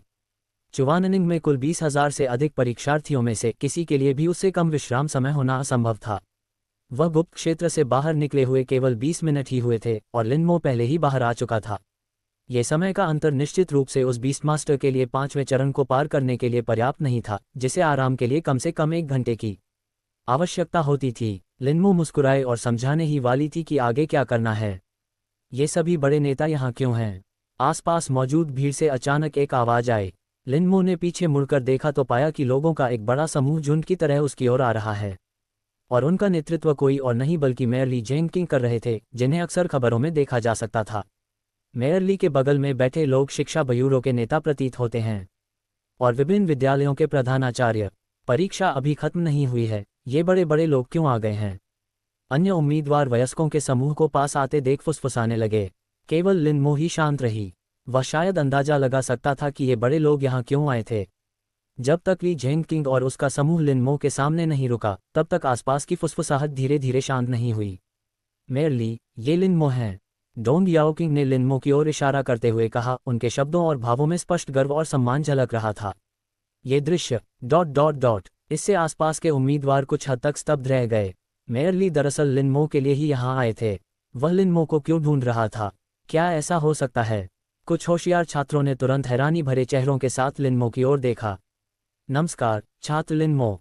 ली जेंकिंग ने लिनमो की ओर देखा, उसका चेहरा मुस्कान से दमक रहा था। ये देखकर आसपास के उम्मीदवार और भी ज्यादा असमंजस में पड़ गए। भले ही महापौर छात्रों के सामने मिलनसार दिखना चाहते हों, ... क्या लिनमो के प्रति ली जेंकिंग का रवैया कुछ ज्यादा ही उत्साहपूर्ण नहीं था? जिन उम्मीदवारों ने पहले ही स्थिति का अनुमान लगा लिया था, उनके संदेह पूरी तरह से सही साबित हुए। लिनमो इस साल की शहर की चैंपियन थीं। लेकिन एक और सवाल खड़ा हो गया। पिछले वर्षों में ये नेता चैंपियन और कुछ उच्च प्रदर्शन करने वाले छात्रों से भी मिलते थे, लेकिन वे हमेशा उन छात्रों को नेताओं के कार्यालयों में ले जाते थे। इस साल जैसी स्थिति, जहां नेताओं ने परीक्षा समाप्त होने से पहले ही किसी को ढूंढने की पहल की, बिल्कुल अभूतपूर्व थी। उन्हें समझ नहीं आ रहा था कि ऐसा क्यों हो रहा है। लिनमो ने विनम्रतापूर्वक मुस्कुराते हुए कहा, नमस्कार मेयर ली। क्या आप जानते हैं कि मैं आपसे मिलने क्यों आया हूँ? ली जेंकिंग ने मुस्कुराते हुए पूछा। लिनमो ने सिर हिलाते हुए कहा, मैंने सही अनुमान लगाया था। शाबाश। ली जेंकिंग ने लिनमो की ओर इशारा करते हुए कहा, काफी आत्मविश्वासी, तुम सचमुच चैंपियन बनने के लायक हो। Champion, champion, champion. आसपास मौजूद उम्मीदवारों के बीच अचानक विस्मयबोध की लहर दौड़ गई। सभी ने लिन मो को हैरानी और ईर्ष्या से भरे चेहरे से देखा। चैंपियन, एक विलक्षण प्रतिभा का धनी व्यक्ति, ऐसा व्यक्ति जो एक शहर से एक वर्ष में केवल एक ही उभर सकता है। उनके लिए वह एक ऐसा जीवन था जो उनकी पहुंच से परे था। इसके अलावा विजेता को भारी भरकम पुरस्कार मिलेगा। चैंपियन, लिन मो से कुछ ही दूरी पर खड़ी रेन युवान असमंजस में थी। क्या लिन मो 5वें चरण को भी पार करने में असफल नहीं हो गई थी? वह चैंपियन कैसे बना? इस बीच जिन उम्मीदवारों ने पहले से ही इस परिणाम की आशंका जताई थी, वे अभी भी उस एक प्रश्न पर विचार कर रहे थे। ली जेनकिंग और अन्य लोग लिन मो से व्यक्तिगत रूप से मिलने क्यों आए? मेयर ली, लिन मो ने कितने चरण पार किए? रेन युवान ने ये पूछे बिना नहीं रह सकी। ये सवाल सुनने के बाद आसपास बैठे अन्य उम्मीदवार भी उम्मीद भरी नज़रों से ली जेनकिंग की ओर देखने लगे। वे सभी इस प्रश्न को लेकर बेहद उत्सुक थे।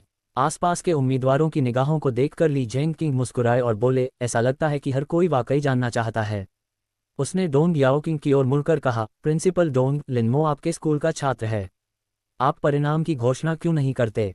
धन्यवाद, मेयर ली। डोंग याओकिंग ने सिर हिलाया और आसपास के उम्मीदवारों की ओर देखा। लिन मो ने गुप्त क्षेत्र का 7वां चरण सफलतापूर्वक पार कर लिया है। फुफकारना। तुरंत ही लोगों के जोर जोर से सांस लेने की आवाज पूरे दृश्य में गूंज उठी। सबकी आंखें फटी रह गईं। सब लोग अविश्वास से लिन मो को देख रहे थे, मानो उनकी आंखें बाहर निकल आएंगी। उपस्थित 20,000 से अधिक उम्मीदवारों में से लगभग आधे पहले चरण को भी पास नहीं कर पाए थे। बाकी के आधे प्रतिभागी मुश्किल से पहला चरण पार कर पाए थे। दूसरे चरण में उत्तीर्ण होने वालों की संख्या 300 से भी कम थी। तीसरे चरण को पास करने वालों की कुल संख्या, जिसमें गुप्त क्षेत्र में मौजूद 5 लोग भी शामिल हैं, केवल 9 लोग थे। चौथे चरण को पास करने वालों में अब तक केवल रेन युवान ही हैं। 5वां चरण किसने पास किया? कोई नहीं। छठे चरण को पास करने वाले कौन थे? कोई नहीं। लेकिन लिन मो ने वास्तव में 7वें चरण को भारी बढ़त के साथ पार कर लिया था। उनके लिए यह बिल्कुल एक विज्ञान कथा कहानी सुनने जैसा था। रेन युवान की आंखें भी सदमे से चौड़ी हो गई थीं। हालांकि दूसरों के सदमे की तुलना में उसका सदमा थोड़ा शर्मिंदगी के साथ मिला हुआ था। लिन मो ने 7वां चरण पास कर लिया था, फिर भी उसने दया भाव से भरे चेहरे के साथ कहा कि लिन मो 5वां चरण पास करने में असफल रही। ये तो एक सामाजिक मृत्यु थी। ली जेनकिंग ने बेहद हैरान उम्मीदवारों के समूह पर एक नज़र डाली, फिर लिन मो की ओर देखते हुए कहा, पिछले चैंपियनों के लिए शहर एक ही पुरस्कार देता था, लेकिन आपके पुरस्कार के बारे में हमारे समूह ने काफ़ी देर तक चर्चा की और अंत में 3 प्रस्ताव रखे। हालांकि हम ये तय नहीं कर पाए कि किस विशिष्ट प्रस्ताव का उपयोग करें, इसलिए हम यहां आकर आपकी राय जानना चाहते थे। ये सुनकर ... उम्मीदवारों का वह समूह, जो पहले से ही सदमे की चरम सीमा पर था, अब पूरी तरह से स्तब्ध रह गया। पिछले वर्षों में चैंपियन को मिलने वाला पुरस्कार केवल नकद राशि होती थी, लेकिन इस साल उन्होंने वास्तव में 3 प्रस्तावों पर चर्चा की और यहां तक कि लिन मो की राय जानने के लिए भी आए। क्या एक चैंपियन और दूसरे चैंपियन के बीच का अंतर वाकई इतना बड़ा था? लेकिन लिन मो द्वारा 7वें चरण को पार करने के बारे में सोचकर उन्हें लगा कि यह तर्कसंगत था। पिछले वर्षों के चैंपियन अधिकतम चौथे चरण को ही पार कर पाते थे। वह परिणाम वास्तव में लिन मो के 7वें चरण के मुकाबले कहीं नहीं ठहरता था। मुझे आश्चर्य है कि वे 3 प्रस्ताव क्या हैं? लिन मो ने पूछा। ली जेनकिंग ने डोंग याओकिंग पर नज़र डाली। डोंग याओकिंग ने बात समझ ली और पहल करते हुए कहा, पहला प्रस्ताव यह है कि शहर सीधे आपको 10 मिलियन चीनी युआन का इनाम दे। 1 करोड़। आसपास बैठे उम्मीदवारों की ओर से एक बार फिर विस्मयबोध की आवाज़ें आईं। पिछले वर्षों में अधिकतम इनाम केवल 3 मिलियन था। 10 मिलियन की संख्या पिछले वर्षों की तुलना में 3 गुना से भी अधिक थी। डोंग याओकिंग ने भीड़ की चीख पुकार को अनसुना करते हुए आगे कहा, दूसरा प्रस्ताव यह है कि मैं आपको 10 मिलियन मूल्य के पशु संरक्षण संसाधन दूंगी। आप संसाधनों के प्रकार स्वयं तय कर सकते हैं। इस पर आसपास के उम्मीदवारों ने कोई खास प्रतिक्रिया नहीं दी। यह इनाम पहले वाले इनाम से कुछ खास अलग नहीं था। इसका एकमात्र फायदा यह था कि अगर कोई संसाधनों को खरीदने के लिए अपने पैसे का इस्तेमाल करता है तो कुछ संसाधन मिलना मुश्किल हो सकता है, लेकिन अगर शहर हस्तक्षेप करता है तो दुर्लभ संसाधन भी प्राप्त किए जा सकते हैं। तीसरा प्रस्ताव आपको शहर के केंद्र में एक आलीशान फ्लैट और 8 मिलियन चीनी युआन का इनाम देना है। जैसे ही ये शब्द बोले गए, लिन मो को देख रहे उम्मीदवारों की निगाहें अत्यधिक ईर्ष्या से भर गईं। हालांकि चुवाननिंग एक छोटा शहर है, लेकिन ब्लू स्टार के विशेष वन्य वातावरण के कारण आवास की कीमतें कम नहीं हैं। विशेषकर शहर के केंद्र में स्थित घर। यदि भयंकर तूफान आता है तो शहर का केंद्र शहर में सबसे सुरक्षित स्थान होता है, इसलिए वहां घर सिर्फ पैसों से नहीं खरीदे जा सकते। हालांकि लिन मो शहर द्वारा उसे घर देने के पीछे के इरादे को तुरंत समझ गया। चुवाननिंग के केंद्र में एक लग्जरी फ्लैट की कीमत कम से कम 3 मिलियन या उससे अधिक होगी। एक घर और $8 मिलियन की कीमत स्पष्ट रूप से पहले दो विकल्पों में दिए गए $10 मिलियन से कहीं अधिक थी। इसलिए इसमें कोई आश्चर्य की बात नहीं है कि शहर वास्तव में इस पद्धति का उपयोग करके चुवाननिंग में उनकी जड़ों को बनाए रखना चाहता था। हालांकि घर उसे दे दिया गया था, लेकिन निश्चित रूप से वह उसके रहने के लिए नहीं, बल्कि उसके माता पिता के रहने के लिए था। जब तक उसके माता पिता चुवाननिंग में थे, भविष्य में वह चाहे कितनी भी दूर चला जाए, चुवाननिंग हमेशा उसका घर रहेगा। इसे प्रतिभाओं को बनाए रखने का एक अप्रत्यक्ष तरीका माना जा सकता है। डोंग याओकिंग ने लिनमो की ओर देखते हुए कहा, ध्यान से सोचो, तुम कौन सा चुनना चाहते हो। इनमें से किसे चुनें? ये सुनकर लिनमो के कुछ बोलने से पहले ही आसपास के अन्य उम्मीदवारों ने बोलना शुरू कर दिया। पहला विकल्प चुनिए। पैसा आपके हाथ में होने से आप जो चाहें कर सकते हैं। दूसरा विकल्प बेहतर है। शहर द्वारा आपके लिए संसाधन खरीदना उन्हें स्वयं खरीदने की तुलना में कहीं अधिक किफ़ायती है। 10 मिलियन में 12 मिलियन मूल्य के संसाधन प्राप्त करना संभव है। अगर आपको समझ नहीं आया तो बकवास मत करो।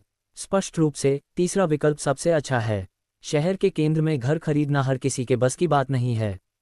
उद्धरण चिन्ह उद्धरण चिन्ह। लोगों का एक समूह गर्मागरम बहस कर रहा था, मानो इनाम उन्हीं के लिए हो। हालांकि उन्हें जल्द ही इसका एहसास हो गया और वे धीरे धीरे शांत हो गए, लिनमो की ओर देखने लगे। अंततः ये निर्णय लिनमो को स्वयं लेना था। लिनमो ने ली जेंकिंग की ओर देखा और कहा, मेयर ली, मैं तीसरा वाला चुनना चाहता हूँ। एक तरफ तीसरा विकल्प वास्तव में सबसे अच्छा था। उनका वर्तमान घर एक छोटा, पुराना और जर्जर अपार्टमेंट था। अगर उसे शहर के केंद्र में एक बड़ा आलीशान फ्लैट मिल जाए तो इससे उसके माता पिता के जीवन स्तर में तुरंत सुधार होगा। इस तरह वह स्कूल के लिए किंगयुआन जाने में अधिक सहज महसूस कर सकता था। दूसरी ओर इन तीन विकल्पों को पेश करके ली जेनकिंग स्पष्ट रूप से चाहता था कि वह तीसरा विकल्प चुने। चूंकि दूसरे पक्ष ने एहसान किया था, इसलिए स्वाभाविक रूप से उसे बदले में एहसान करना ही था। उन्हें अब भी इस व्यवहारिक ज्ञान की बात समझ में आ गई थी। बहुत बढ़िया, बहुत बढ़िया, बहुत बढ़िया, ली जेनकिंग ने बेहद खुशी से मुस्कुराते हुए कहा। तो मैं अभी किसी को इसे तैयार करने के लिए कह देता हूँ। ज़्यादा से ज़्यादा 3 दिनों में आपका चैंपियन पुरस्कार आप तक पहुँचा दिया जाएगा। धन्यवाद मेयर ली। लिनमो ने उन्हें हार्दिक धन्यवाद दिया। मुझे धन्यवाद देने की कोई ज़रूरत नहीं है, तुमने यह अपनी मेहनत से हासिल किया है। ली जेनकिंग मुस्कुराया और लिनमो के कंधे पर थपथपाया। ठीक है, अब तुम आराम करो, हम तुम्हें और परेशान नहीं करेंगे। इतना कहकर वह और लोगों का समूह तुरंत वहां से चले गए। परीक्षा अभी पूरी तरह से समाप्त नहीं हुई थी। उन्हें वापस जाकर परीक्षा पर नज़र रखनी थी। तथापि उनके चले जाने के बावजूद लिनमो जहां थी वहां शांति नहीं थी, क्योंकि आसपास के सभी उम्मीदवार एक साथ उसके चारों ओर जमा हो गए थे। लिनमो, तुम्हारी प्रतिभा का स्तर क्या है? लिनमो, 7वें चरण में वह खूंखार जानवर कौन था? लिनमो, क्या तुम्हारे पास इतने सारे चरणों को पार करने का कोई रहस्य है? लिनमो, हमें अपनी उन सभी चरणों को पार करने की प्रक्रिया के बारे में बताएं। उद्धरण चिन्ह उद्धरण चिन्ह। सभी उम्मीदवार एक साथ बोलने लगे और लिनमो को इतनी कसकर घेर लिया कि पानी की एक बूंद भी रिस नहीं सकती थी। वे उस दिव्य प्राणी के बारे में बहुत उत्सुक थे जो 7वें चरण को पार कर सकता था और उनके पास पूछने के लिए बहुत सारे प्रश्न थे। ऐसी स्थिति का सामना करते हुए लिनमो ने बिना किसी झिझक के बाथरूम जाने का बहाना बनाकर वहां से भाग निकली। जब वह पूरी तरह से भीड़ के घेरे से मुक्त हो गया और उनकी नज़रों से ओझल हो गया, तभी उसने आखिरकार चैन की सांस ली। ऐसा नहीं था कि वह रूखा व्यवहार कर रहा था या लोगों को नीचा दिखा रहा था, लेकिन अगर उसे उन सभी उम्मीदवारों के सवालों का जवाब देना होता तो शायद वह शाम होने तक भी इसे पूरा नहीं कर पाता। बैठने के लिए एक शांत जगह ढूंढकर उसने अपना फ़ोन निकाला और उस छोटी अमीर लड़की को डायल किया। उसने पहले अपने माता पिता को फ़ोन इसलिए नहीं किया क्योंकि यह बहुत बड़ा सरप्राइज था। उसे लगा कि उन्हें व्यक्तिगत रूप से बताना बेहतर होगा, क्योंकि अगर वह फ़ोन पर ऐसा कहता तो इस बात की बहुत अधिक संभावना थी कि उसके माता पिता सोचेंगे कि वह मजाक कर रहा है। क्या तुम्हारी परीक्षा खत्म हो गई? कॉल तुरंत कनेक्ट हो गई और लिन रुयू की मधुर आवाज़ सुनाई दी। हालांकि लिनमो को उसकी आवाज़ में घबराहट का स्पष्ट संकेत सुनाई दिया। वह छोटी अमीर लड़की उसके नतीजों को लेकर चिंतित थी।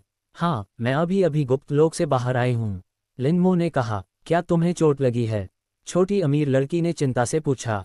लिनमो भावुक हो गई। स्पष्ट रूप से उस छोटी अमीर लड़की को इस समय सबसे ज़्यादा उसके नतीजों के बारे में जानने की इच्छा थी। फिर भी सबसे पहली चीज़ जिसकी उसे चिंता थी वह थी उसकी सुरक्षा।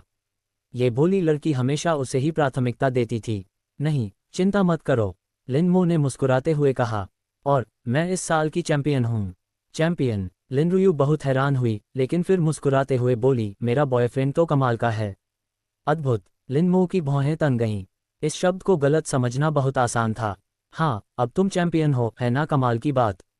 लिनरुयू लिनमो के इशारे को समझ नहीं पाए और फिर उसने पूछा, तुमने कितने चरण पार किए? 7वां चरण। लिनमो ने उसे सस्पेंस में नहीं रखा।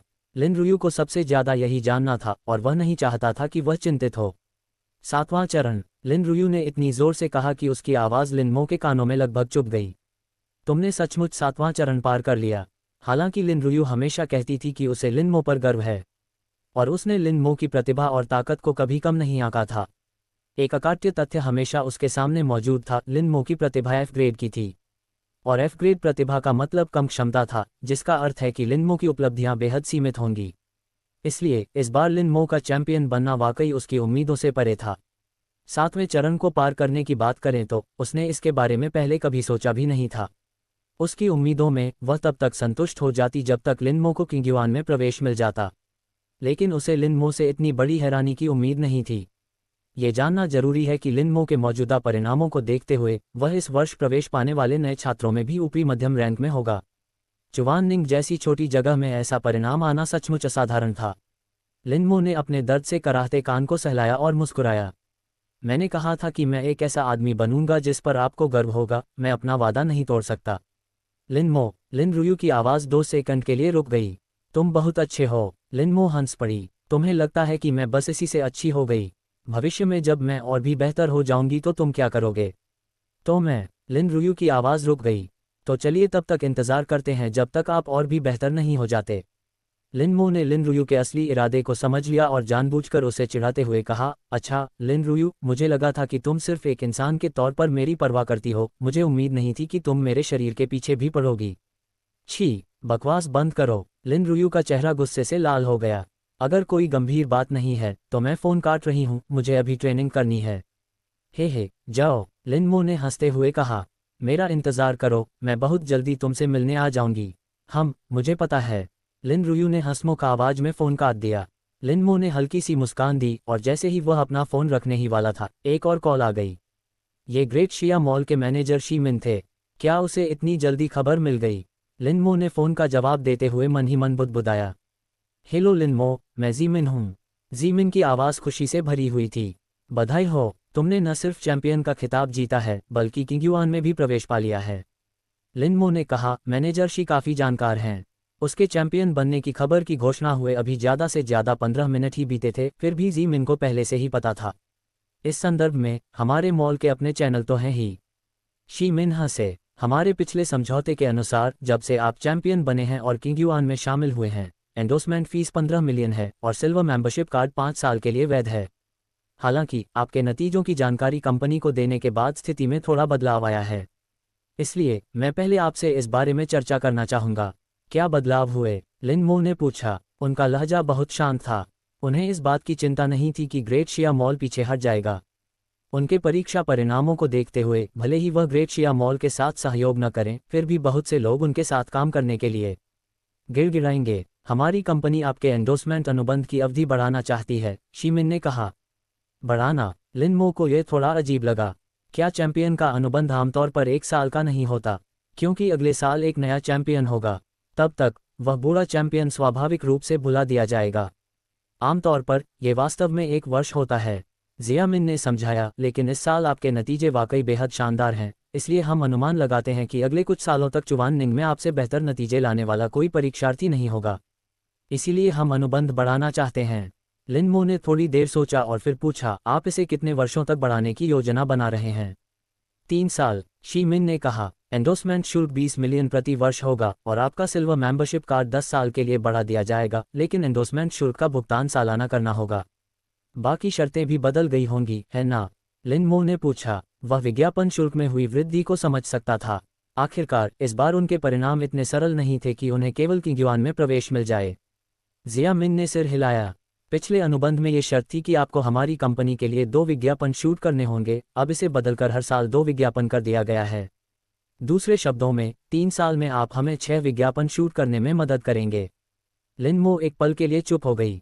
मुझे एंडोर्समेंट फीस से कोई आपत्ति नहीं है, लेकिन सदस्यता कार्ड की अवधि बढ़ाने के बजाय क्या इसे गोल्ड मेंबरशिप कार्ड में अपग्रेड किया जा सकता है? ग्रेट शिया मॉल के सिल्वर मेंबरशिप कार्ड पर 10% की छूट मिलती थी, जबकि गोल्ड मेंबरशिप कार्ड पर 15% की छूट मिलती थी।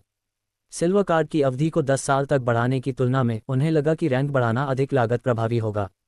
जिया मिन ने कहा, गोल्ड मेंबरशिप कार्ड जारी करने का अधिकार केवल मुख्यालय के पास है, इसलिए मुझे वापस जाकर कंपनी से इस बारे में बात करनी होगी।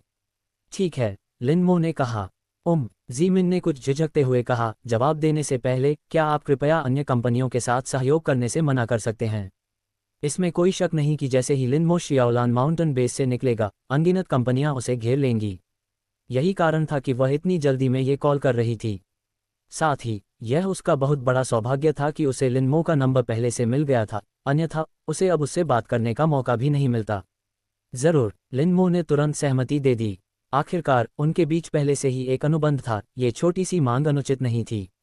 बहुत बढ़िया, मैं आपको जल्द से जल्द जवाब जरूर दूंगा। फोन रखने के बाद लिन मो आखिरकार अड्डे के मुख्य द्वार पर लौट आए। इस समय तक विभिन्न स्कूलों ने अपने कर्मचारियों को वहां से निकलने के लिए संगठित करना शुरू कर दिया था, इसलिए भीड़ द्वारा उसे घेरने की स्थिति दोबारा नहीं उत्पन्न हुई। हालांकि रेन युवान अभी भी द्वार पर खड़ी थी, ऐसा लग रहा था मानो वह विशेष रूप से उसी का इंतजार कर रही हो। उसे देखते ही वह तुरंत आगे आए और बोली, लिन मो, मुझे माफ कर दो। लिन मो चौंक गई। तुम माफी क्यों मांग रही हो? क्योंकि मैंने पहले आपको गलत समझा था। रेन युवान का चेहरा अभी भी थोड़ा अजीब था। मुझे लगा कि आप 5वें दौर में पास नहीं हुए हैं और मैंने बहुत सी बेतुकी बातें कह दी। अरे वो बात, कोई बात नहीं, चिंता मत करो। लिन मो को रेन युवान से ऐसी बात के लिए माफी मांगने की उम्मीद नहीं थी। मुझे खुशी है कि आपको कोई आपत्ति नहीं है। रेन युवान को ऐसा लगा जैसे उसके ऊपर से कोई बोझ हट गया हो। तो मैं पहले चलती हूँ। मेरे स्कूल में तो सब इकट्ठा हो रहे हैं। किंगयुआन अकादमी में मिलते हैं। लिन मो ने सिर हिलाया। किंगयुआन में मिलते हैं भाई मो। रेन युवान के जाते ही सन ली अड्डे से दौड़ता हुआ बाहर आया। मैंने सुना है कि अब तुम चैंपियन हो। लिन मो मुस्कुराए और पलट कर पूछा, और आपने कितने राउंड पास किए? मैंने 3 राउंड पास कर लिए, चौथे में फेल हो गया। मुझे चौथे राउंड में उस खूंखार राक्षस के इतने भयानक होने की बिल्कुल उम्मीद नहीं थी। सुन लेई को देखकर लग रहा था कि उसके मन में अभी भी कुछ डर बाकी है। उसने शुरू में सोचा था कि डी रैंक से मिली उसकी युद्ध शक्ति में वृद्धि से पावर एम्प्लीफिकेशन में चौथे दौर को पार करना मुश्किल नहीं होना चाहिए। लेकिन उन्हें यह उम्मीद नहीं थी कि न केवल उनकी हार होगी, बल्कि उनकी हार इतनी बुरी होगी। उसके आयरन क्लॉबिया को लाइटनिंग हॉर्न लान के थंडर स्ट्राइक ने तब तक ढेर कर दिया जब तक कि वह अपनी युद्ध शक्ति का प्रदर्शन भी नहीं कर पाया था। ये बुरा नहीं है, कम से कम किंगयुआन में प्रवेश पाना तो निश्चित रूप से कोई समस्या नहीं होगी, लिन मो ने मजाक में कहा। ये सच है। ये कहते ही सन लेई फिर से खुश हो गया। कम से कम अगले कुछ वर्षों तक हम भाई कंधे से कंधा मिलाकर लड़ सकते हैं। चलो चलें, लिन मो ने सन लेई के कंधे पर हाथ रखते हुए कहा। अब हमारे भी इकट्ठा होने का समय आ गया है। ... वापस स्कूल में। इसके बाद परीक्षार्थी अपने अपने घर चले गए। उन्होंने आज की परीक्षा के लिए लंबे समय से तैयारी की थी। अब परीक्षा समाप्त हो गई थी, चाहे परिणाम अच्छा हो या बुरा, वे अंततः आराम कर सकते थे। हालांकि लिन मो को वहीं रुकने के लिए कहा गया और जू किमिंग उसे प्रधानाचार्य के कार्यालय ले गई। दोनों दलों के सदस्य अपनी अपनी सीटों पर बैठ गए। डोंग याओकिंग ने लिन मो की ओर देखा और सीधे कहा, मैं घुमा फिराकर बात नहीं करूंगी। मैंने आपको यहाँ इनाम देने के लिए बुलाया है। लिन मो को इस बात पर कोई हैरानी नहीं हुई। पिछले वर्षों में स्कूल चैंपियन को कुछ पुरस्कार भी देता था। डोंग याओकिंग द्वारा उसे बुलाने की कार्रवाई को देखते हुए यह अनुमान लगाया जा सकता है कि इस वर्ष स्कूल का पुरस्कार पिछले वर्षों की तुलना में बेहतर होगा। डोंग याओकिंग ने एक कार्ड निकाला और उसे लिन मो के सामने रख दिया। ये स्कूल की ओर से आपके लिए इनाम है, 30 लाख। शहर को मिलने वाले इनाम की तुलना में यह निश्चित रूप से बहुत कम है, लेकिन ये पिछले वर्षों के इनामों से कहीं अधिक है। मुझे उम्मीद है कि आप समझेंगे। लिन मो ने सिर हिलाया। मैं समझ गई। आखिरकार वह एक स्कूल ही था, उसके वित्तीय संसाधनों की तुलना शहर के वित्तीय संसाधनों से नहीं की जा सकती थी। इसके अलावा डोंग याओकिंग ने एक और कार्ड निकाला और लिन मो की ओर बढ़ा दिया। इसमें 10 लाख रुपये हैं, यह मेरी व्यक्तिगत कृतज्ञता का एक छोटा सा प्रतीक है। लिन मो चौंक गई और जल्दी से दूसरा कार्ड वापस धकेलते हुए बोली, प्रिंसिपल जी, मैं इसे स्वीकार नहीं कर सकती। वह स्वाभाविक रूप से शहर और स्कूल से मिलने वाले पुरस्कारों को अस्वीकार नहीं करेगा, लेकिन डोंग याओकिंग से व्यक्तिगत इनाम, ये सब क्या था? इतनी जल्दी मना मत करो, मेरी बात सुनो। डोंग याओकिंग ने लिन मो की ओर देखा। क्या तुम्हें पता है कि मेरे जैसे शिक्षक या प्रधानाचार्य के लिए तुम्हारे जैसा विद्यार्थी मिलना कितना दुर्लभ है? लिन मो चुप था, उसे सचमुच पता नहीं था। डोंग याओकिंग मुस्कुराए। लिन मो, ये कहना कोई अतिशयोक्ति नहीं होगी कि तुम्हारे जैसा छात्र तैयार करना हर शिक्षक का जीवन भर का सपना होता है, लेकिन वह इसे कभी हासिल नहीं कर पाता। तो आपकी उपस्थिति ने न केवल विद्यालय को गौरव दिलाया है, बल्कि हमें भी सर्वोच्च सम्मान दिलाया है। क्या आपको नहीं लगता कि मुझे इस सम्मान के लिए अपनी कृतज्ञता व्यक्त करनी चाहिए? यह लिनमो अवाक रह गई। बोझ महसूस मत करो। डोंग याओकिंग ने कार्ड को फिर से लिनमो के सामने सरका दिया। यह मेरी प्रशंसा और कृतज्ञता का एक छोटा सा प्रतीक मात्र है, इसमें कोई और इरादा नहीं है। तो धन्यवाद प्रधानाचार्य जी। लिनमो ने इसे स्वीकार कर लिया। चूंकि डोंग याओकिंग ने ऐसा कहा था, इसलिए दोबारा मना करना वास्तव में अनुचित होगा। अब बात बनी। डोंग याओकिंग मुस्कुराए। अब जब यह मामला सुलझ गया है, तो चलिए असली काम की ओर बढ़ते हैं। क्या सच में कोई गंभीर मामला है? लिनमो चौंक गई। डोंग याओकिंग ने सिर हिलाया और गंभीर भाव से लिनमो की ओर देखा। मैं तुम्हें जो बताने जा रही हूँ, वह उन्नत पशु प्रशिक्षण अकादमियों के बारे में सच्चाई है। सच? लिनमो थोड़ी चौंक गई। ये शब्द सुखद नहीं था। डोंग याओकिंग ने पूछा, आपकी कल्पना में एक उन्नत पशु प्रशिक्षण अकादमी कैसी होगी? लिनमो ने एक पल सोचा और कहा, यह बस एक उच्च स्तरीय विद्यालय है जो पशुओं को वश में करने का अधिक गहन ज्ञान सिखाता है। डोंग याओकिंग मुस्कुराया और उसने अपना सिर हिलाया। है ना? लिनमो ने पूछा। डोंग याओकिंग ने कहा, कुछ हद तक आपकी बात सही है। उन्नत पशुपालन अकादमियां वास्तव में पशुओं को पालतू बनाने के बारे में अधिक गहन ज्ञान प्रदान करती हैं, जैसे कि पालतू पशुओं की विकास गुणवत्ता, उनके विकास पथ आदि। ये सिर्फ आपका विचार नहीं है, संभवतः एडवांस्ड बीस्ट टैमिंग अकेडमी में प्रवेश पाने वाले अधिकांश छात्र इसी तरह सोचते हैं। लेकिन मैं आपको ये बताना चाहता हूं कि आपने जो कहा है वह केवल ऊपरी तौर पर है। सतह। लिनमो ने अपनी भौहें उठाईं और गंभीर भाव से डोंग याओकिंग की ओर देखा। डोंग याओकिंग ने सिर हिलाया। मैं तुम्हें एक बात बताऊंगी और तुम समझ जाओगे। किंगयुआन जैसी उन्नत अकादमी में छात्रों के लिए वार्षिक मृत्यु कोटा 200 है। मौतों का कोटा। लिनमो आश्चर्य से चीख पड़ी। उनकी समझ के अनुसार एक उन्नत पशु प्रशिक्षण अकादमी पृथ्वी पर मौजूद विश्वविद्यालय के समान ही थी। लेकिन किसी विश्वविद्यालय में मृत्यु कोटा कैसे हो सकता है, और वो भी हर साल 200? डोंग याओकिंग ने कहा, एक उन्नत पशु प्रबंधन अकादमी वास्तव में एक ऐसी जगह है जो छात्रों को पशु प्रबंधन का गहन ज्ञान सिखाती है, लेकिन साथ ही ये देश के लिए योद्धाओं को प्रशिक्षित करने का भी स्थान है। आपको ये जानना चाहिए कि ये दुनिया सुरक्षित नहीं है, खतरा कभी भी और कहीं भी आ सकता है। अब जब आपने एडवांस्ड बीस्ट टैमिंग अकेडमी में प्रवेश कर लिया है, तो आपको इन सभी खतरों का सामना करना सीखना होगा। इसलिए आपके द्वारा बताए गए विषयों के अलावा एडवांस्ड बीस्ट टैमिंग अकादमियों में व्यवहारिक युद्ध पाठ्यक्रम भी होते हैं। वास्तविक युद्ध का मतलब है कि कई अनियंत्रित कारक होंगे, इसलिए स्वाभाविक रूप से मृत्यु का एक निश्चित कोटा होगा। डोंग याओकिंग ने लिनमो की ओर देखा। असल में मुझे ये बातें अभी आपको नहीं बतानी चाहिए थीं, ताकि आप एडवांस्ड बीस्ट टैमिंग अकेडमी से डर न जाएं। लेकिन मैंने पाया है कि आप में लड़ने और संघर्ष करने का साहस है। यह अच्छी बात है, लेकिन अगर इसे युद्ध में शामिल किया जाए तो यह आपके लिए जानलेवा खतरा बन सकता है। इसलिए मैं आपको याद दिलाना चाहता हूं कि एक बार जब आप एडवांस्ड बीस्ट टैमिंग अकेडमी में पहुंच जाएं, तो आप साहसी और महत्वाकांक्षी बन सकते हैं, लेकिन आपको कभी भी अंधाधुंध आवेग में आकर जल्दबाजी नहीं करनी चाहिए। याद रखें, जब तक हरे भरे पहाड़ मौजूद हैं, तब तक लकड़ी की चिंता करने की कोई ज़रूरत नहीं है। जीवित रहना ही सबसे महत्वपूर्ण है। लिनमो खड़ी हुई और डोंग याओकिंग को झुककर प्रणाम किया। मैं समझ गई। धन्यवाद प्रधानाचार्य। डोंग याओकिंग के शब्द वास्तव में उसके अपने भले के लिए थे। अच्छा हुआ कि तुम समझ गए। डोंग याओकिंग मुस्कुराया और हाथ हिलाया। ठीक है, मैंने जो कहना था कह दिया। जल्दी घर जाओ, तुम्हारे माता पिता शायद तुम्हारा इंतजार कर रहे होंगे। लिनमो ने सिर हिलाया, उसे फिर से धन्यवाद दिया और चला गया। अपने आवासीय परिसर की ओर लौटते हुए दूर से देखने पर लिनमो को अपने अपार्टमेंट भवन के प्रवेश द्वार पर लोगों की घनी भीड़ जमा दिखाई दी। उनमें कैमरे और उपकरण लिए पत्रकार, साथ ही धनी दिखने वाले व्यवसायी भी शामिल थे। उनके यहां आने का उद्देश्य स्पष्ट था। लिनमो सचमुच इन लोगों के चक्कर में नहीं पड़ना चाहता था, इसलिए उसने फ़ोन करके सनलेई को बुलाया। जब सुनलेई को लिनमो का मतलब समझ आ गया, तो वह मुस्कुराते हुए भीड़ की ओर बढ़ा और आश्चर्य से पूछा, आप सब मेरे घर के नीचे क्यों इकट्ठा हुए हैं? आपका घर? छात्र, आप लिनमो हैं, है ना? एक रिपोर्टर ने पूछा। ये सुनकर सनलेई का चेहरा बदल गया और वह मुड़कर भाग गया। ये लिनमो है, उसका पीछा करो। उस पत्रकार के उद्गार के साथ ही घनी भीड़ तुरंत उसके पीछे उमड़ पड़ी। उन लोगों के काफी दूर भाग जाने के बाद ही लिनमो अंधेरे से बाहर निकली और तेजी से घर लौट आए।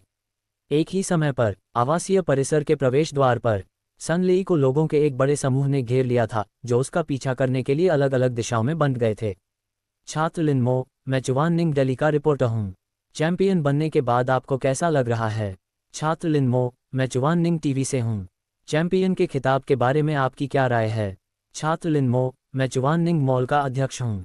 मैं आपको हमारी कंपनी का प्रवक्ता बनने के लिए आमंत्रित करना चाहता हूँ। छात्र लिनमो, उद्धरण चिन्ह उद्धरण चिन्ह। लोगों का वह बड़ा समूह एक साथ बोलने लगा, क्योंकि हर कोई इस बात से डरा हुआ था कि कहीं वे बहुत धीमे न पड़ जाएं और कोई और उनसे पहले न बोल दे। लेकिन बीच में घिरे हुए सनलेई के चेहरे पर मासूमियत का भाव था।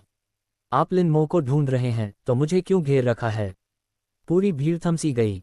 तुम लिनमो तो नहीं हो? किसी ने पूछा। सनलेई असहाय दिख रही थी। मैंने कब कहा कि मैं लिनमो हूं? अगर तुम लिनमो नहीं हो तो तुमने भागने की कोशिश क्यों की? तुम मेरा पीछा कर रहे थे, मैं कैसे नहीं भागता? तो फिर लिनमो कहाँ है? मुझे कैसे पता चलेगा? भीड़ ने एक दूसरे को देखा, सभी पूरी तरह से अवाक थे। फिर समूह ने सनलेई को वहीं छोड़ दिया और एक बार फिर लिनमो की इमारत के निचले हिस्से में लौट आए। 5वीं मंजिल की खिड़की पर लिनमो ने ये देखा, असहाय होकर अपना सिर हिलाया और पर्दे बंद कर दिए। उसके बगल में लिन हाइफेंग और काओ लिंग अभी भी थोड़े अचंभित थे। शाओमो, क्या तुम सच में इस साल के चैंपियन हो? आज परीक्षा का दिन था। वे दोनों खासतौर पर काम से छुट्टी लेकर घर पर इंतजार कर रहे थे, ताकि उन्हें लिनमो के नतीजे जल्द से जल्द पता चल सकें। लेकिन उन्हें यह उम्मीद नहीं थी कि लिनमो के आने से पहले ही पत्रकारों और धनी व्यापारियों का एक बड़ा समूह वहां पहुंच जाएगा। जैसे ही वे लोग पहुंचे, उन्होंने कहा कि लिनमो चैंपियन बन गई हैं, और फिर उन्होंने उन्हें पकड़ लिया, साक्षात्कार लेने और सहयोग पर चर्चा करने के लिए। इस दृश्य ने उन दोनों को पूरी तरह से स्तब्ध कर दिया, क्योंकि उन्होंने पहले कभी ऐसा दृश्य नहीं देखा था। सौभाग्यवश वे दोनों जल्दी ही होश में आ गए और निजी संपत्ति पर अतिक्रमण करने के आरोप में सभी को बाहर निकाल दिया। फिर दोनों ने एक दूसरे को देखा। वे स्थिति को लेकर पूरी तरह से असमंजस में थे। क्या लिनमो चैंपियन थी? ये कैसे संभव हुआ? ऐसा नहीं था कि वे अपने बेटे को नीचा समझते थे, लेकिन बल्कि पूर्व चैंपियन कम से कम डी ग्रेड प्रतिभा के तो थे ही। लेकिन लिनमो की प्रतिभा केवल एफ ग्रेड की थी। तो उन लोगों के चले जाने के बाद वे दोनों चिंता और अनिश्चितता की स्थिति में थे। एक तरफ तो उन्हें लगता था कि लिनमो चैंपियन बन ही नहीं सकती, दूसरी तरफ उन्हें लगता था कि बाहर के लोगों ने कोई गलती नहीं की होगी। ये बेहद विरोधाभासी था। अब जब लिनमो आखिरकार वापस आ गई थी, तो वे और इंतजार नहीं कर पा रहे थे, इसलिए उन्होंने तुरंत यह सवाल पूछ लिया। लिनमो के मुंह से ही जवाब सुनकर ही उनके दिलों को सच्ची शांति मिल सकती थी। अपने अचंभित माता पिता को देखकर लिनमो मुस्कुराए बिना नहीं रह सका। हाँ, मैं इस साल का चैंपियन हूँ। सचमुच चैंपियन? लिन हाइफेंग ने अपनी पत्नी की ओर मुड़कर देखा। हमारा बेटा सचमुच चैंपियन बन गया। काओ लिंग ने कुछ भावहीनता से सिर हिलाया। हमारे बेटे ने खुद कहा है, यह नकली नहीं हो सकता। हा, चैंपियन, मेरा बेटा चैंपियन है। हा, लिन हाइफेंग ने उत्साह से हंसते हुए कहा। उसके बगल में बैठी काओ लिंग भी इतनी उत्साहित थी कि वह बार बार आंसू पोंछ रही थी। माता पिता के लिए अपने बच्चे की सफलता से बढ़कर खुशी की कोई बात नहीं हो सकती थी। ये देखकर लिनमो भी अपनी हंसी नहीं रोक पाए। उसने अपने माता पिता को इतने लंबे समय से इतना खुश नहीं देखा था। मैं कुछ किराने का सामान खरीदने जाता हूँ, आज हम खूब धूमधाम से जश्न मनाएंगे। लिन हाइफेंग को होश आया और वह बाहर जाने ही वाला था। कौन सा सामान खरीदना है? हमारा बेटा चैंपियन बन गया है और आप अभी भी बाहर खाना खाने जाने से कतरा रहे हैं। काओ लिंग ने अपने पति को घूर कर देखा। हाँ, मुझे देखो, मैं कितना खुश हूं कि उलझन में पड़ गया हूं। चलो बाहर खाना खाने चलते हैं, चुवाननिंग के सबसे महंगे रेस्टोरेंट ग्रेट शिया मॉल में। लिन हाइफेंग की मुस्कान रुक ही नहीं रही थी। ठीक तभी लिनमो के फ़ोन की घंटी अचानक बजी। ये शी मिन का फ़ोन था। ये गोल्ड मेंबरशिप कार्ड मामले के परिणाम के बारे में होना चाहिए। उसे बस यह नहीं पता था कि परिणाम क्या होगा। तो ये था 20 टेमिंग ईरा कहानी का 51 से 60 तक की एपिसोड। अगर कहानी पसंद आई तो सब्सक्राइब, लाइक और कमेंट करें, और भी इसी तरह के कहानी सुनने के लिए हमारे साथ जुड़े रहे।